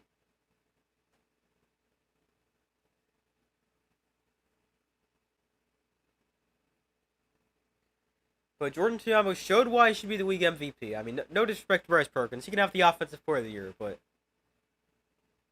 MVP should have gone to Tiamu.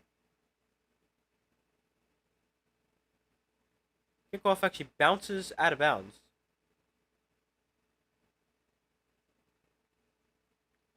The defenders, they've scored in every single drive tonight. 10 for 10. And 17 of 20 in the playoffs. That is unbelievable.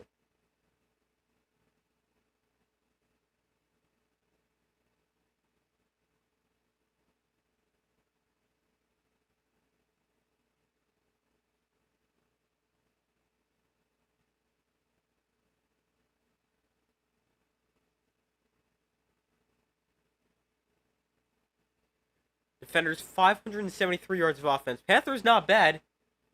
405 and 34 points, but when your defense is giving up nearly 600 and nearly 60 points, that's definitely not going to do it.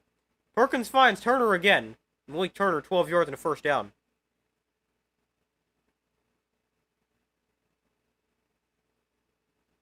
Oh, now Malik Turner's hurt. Hopefully he's okay.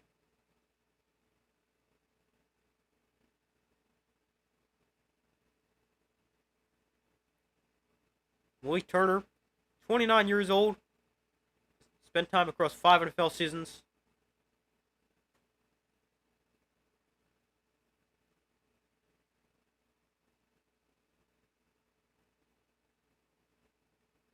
Appeared in over 40 NFL games.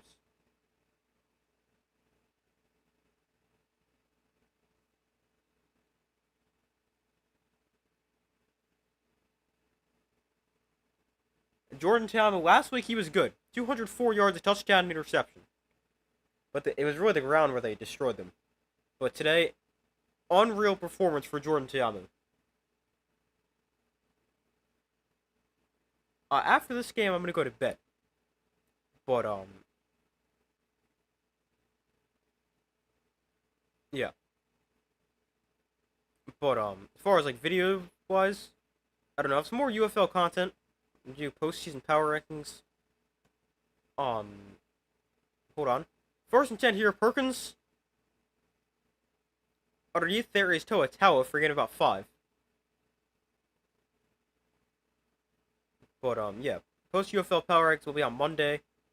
And then I'm going to do some kind of video breaking down, like, the attendance and the TV ratings of the season, but I can't figure out exactly what I want to call that, but that'll be out sometime next week. Perkins here on 2nd and 4. Pressured. Perkins gonna run it himself for about 2 yards. And, yeah, outside of that, I'm not really exactly sure what I have planned for over the summer. Maybe I'll do a little bit of baseball, though I feel like it might be a little weird to go do baseball for like 2 months and then go back to football for football season in like August. Start making videos there. I don't really know. You got any ideas? That'd be great. Any videos you want to see? Taua up the middle here for about 4.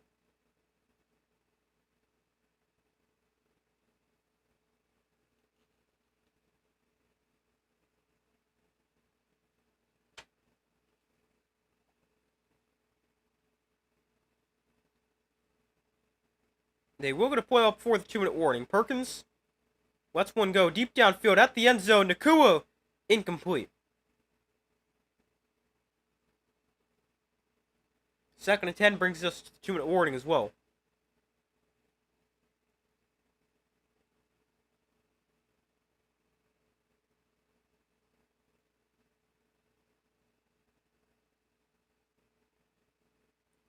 Well, we got 2 minutes left, or actually a minute 54 left. DC get ready for the Gatorade bath for Shannon Harris.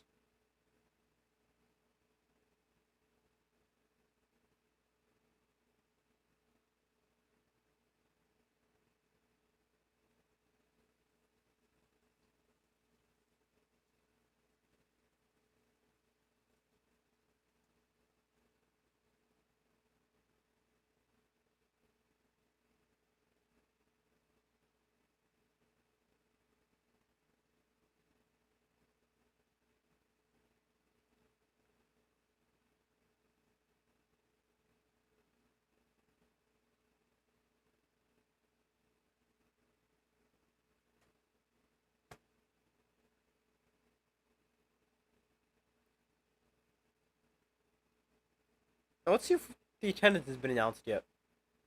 You would think so.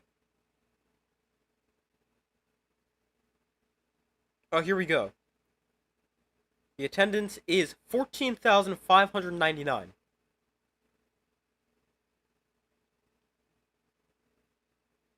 Obviously, well down from last year. Down by about 13,000. But number is definitely not terrible, but it definitely also doesn't look as good because it's playing in a big stadium. And it's spread out all over the place.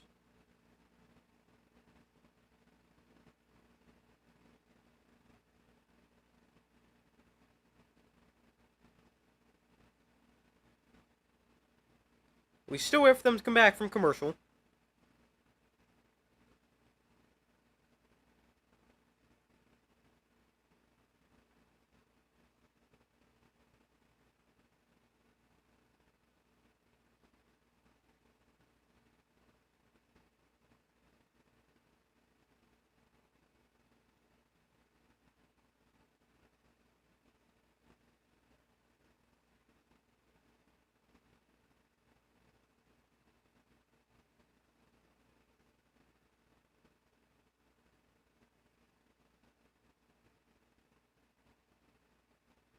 Alright, now they're back from commercial. This game is the most combined points in UFL history. I mean, we've combined from 92. It's been wild. Over 1,000 yards of offense, 92 points. And DC gonna win the UFL Championship. Got 2 minutes left though. Perkins pressured and losing the ball. And he'll go down for a sack. Derek Robertson gains about 6 and Perkins is hurt.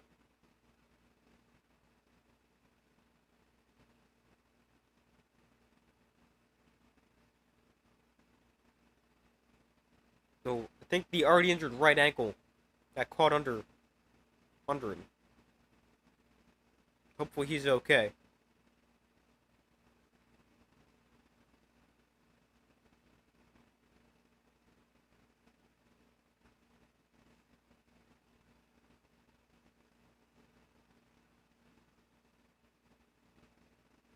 Now Perkins is going to stay in there. Hopefully he's okay. He's thrown for 328 and 4 touchdowns. I was just going to get overshadowed by Tiamu and what DC has done. Perkins airs Mariner for about 11. Bring up 4th and 4. Perkins is clearly hurt. He's limping his way. Why are the Panthers calling timeouts? You're down by like 20-something. You're down by 24. Why are you calling timeouts?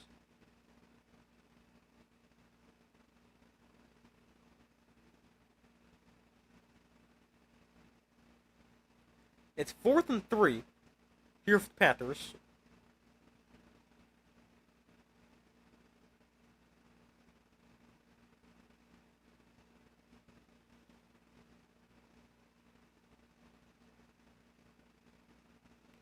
But Bryce Perkins tonight, he's still been great. 21 of 34, 340 yards, 4 touchdowns, and an interception.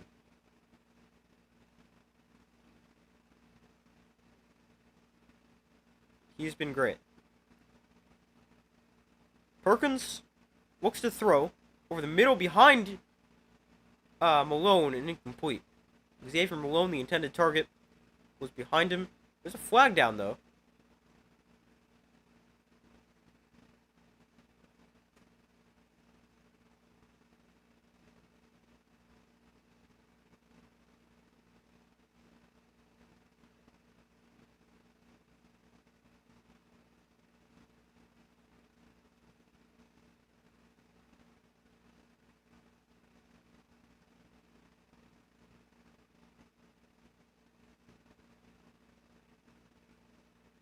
Somebody just told him wait on the Gatorade bath.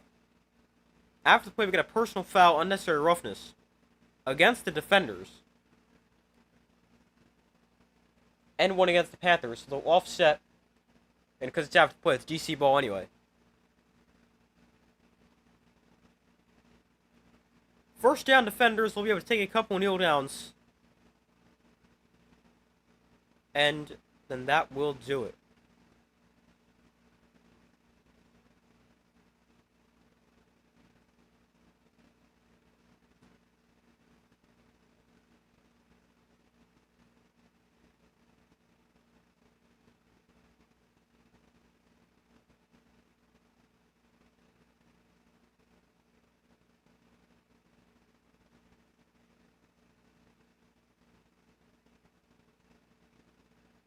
So the defenders' offense back out there. A couple kneel downs, that'll do it.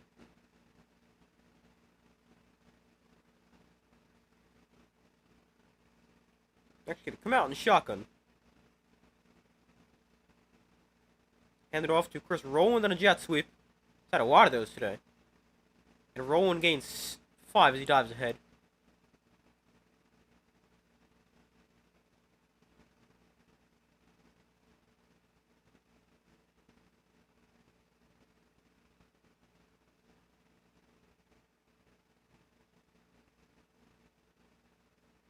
There's the Gatorade bath for Shannon Harris.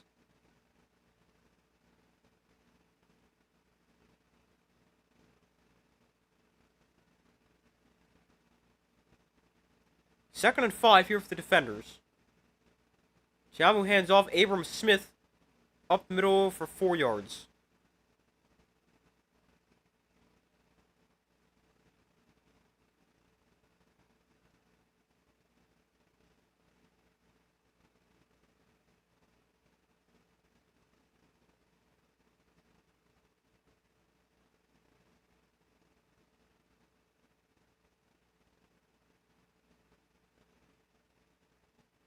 Third and 1, victory formation here for the defenders.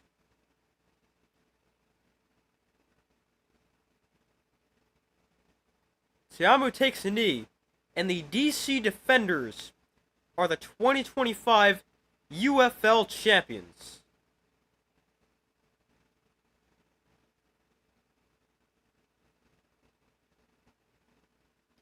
Final score 58-34. What a game for the defenders. The second half wasn't that great, but the first half was wildly entertaining. And the DC Defenders are UFL champions. Historic game for Jordan Tiamu and their offense. The highest scoring game in UFL history.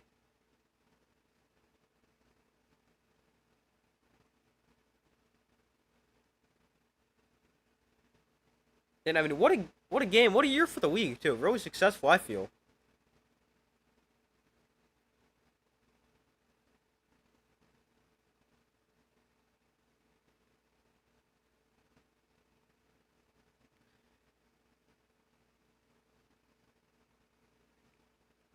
But a great performance for the defenders.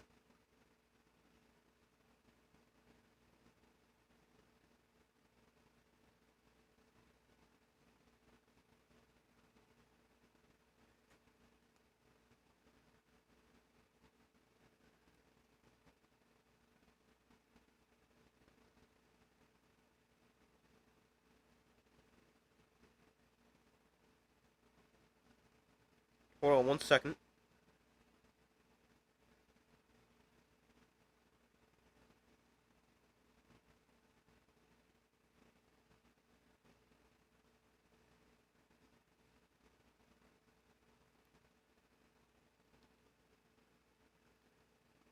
But the defenders are UFL champs. 58-34. What a game for Jordan Tiamu. 390 yards, 5 total touchdowns. Malik Turner was great. Bryce Perkins was great. Jaden Mickens was great. Good effort for Michigan despite the loss. Their offense played really well. 34 points. 434 yards. But their defense could not stop at anything. 58 points, 580 yards. And a DC championship.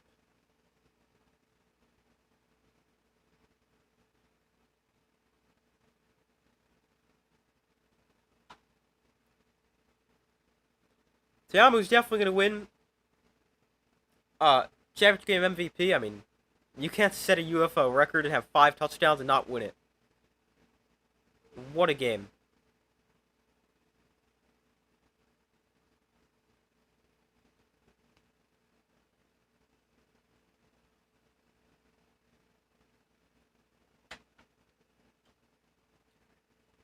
But for the first time, the Stallions are in a league and they don't win the league.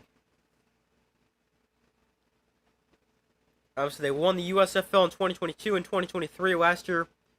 UFL champs, they destroyed the Brahmas. But the Defenders, the Defenders are champs this year. Stallions lost to the Panthers last week.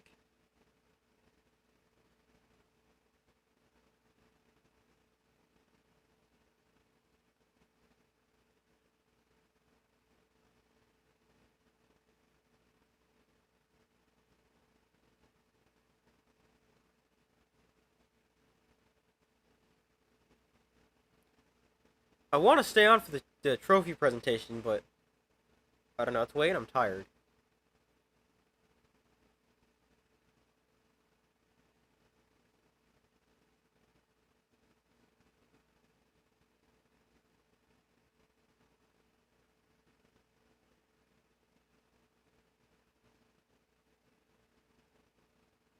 final score 58-34. A UFL record, 58 points. UFL record for most combined points. What a performance by DC.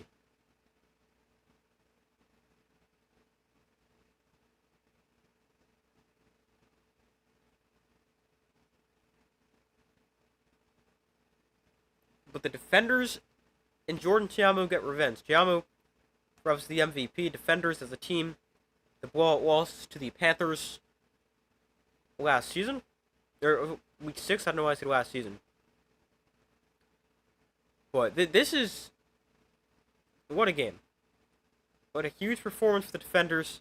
I did not even pick the defenders to make the playoffs. I didn't think they'd be that good. And clearly they proved me wrong.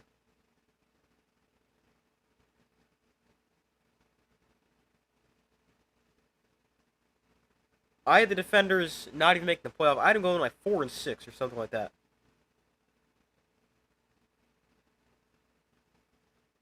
Let me see if I can find it and scroll back. Alright, let's see. I did not have the defenders making the playoffs. I probably would have gone like 3-7, 4-6, something like that. Let's see. Yeah, I had them 3-7.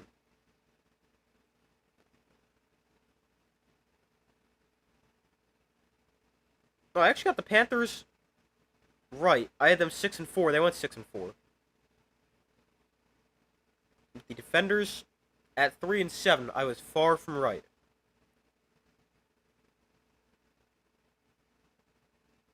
And of course, I had the Brahmas actually in the championship game. I had them going 6-4. They went 1-9.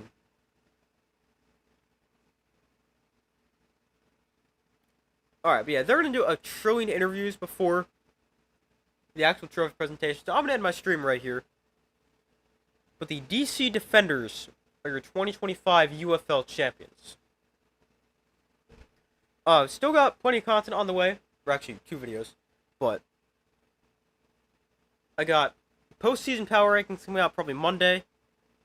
I got another video like analyzing and breaking down the ratings of the TV ratings. And the attendance numbers from all throughout the season. I want to do that. I don't know what to call it, but I want to do that at some point. And then outside of that, I don't really have that many ideas for videos for the next like month and a half. To brings us into like August when I can start with the with preseason stuff for the NFL and college. So if you guys have any ideas for what you guys want to see throughout the rest of June and July, yeah, please let me know. 'Cause I don't really have many ideas, so if you got any ideas, that would be much appreciated.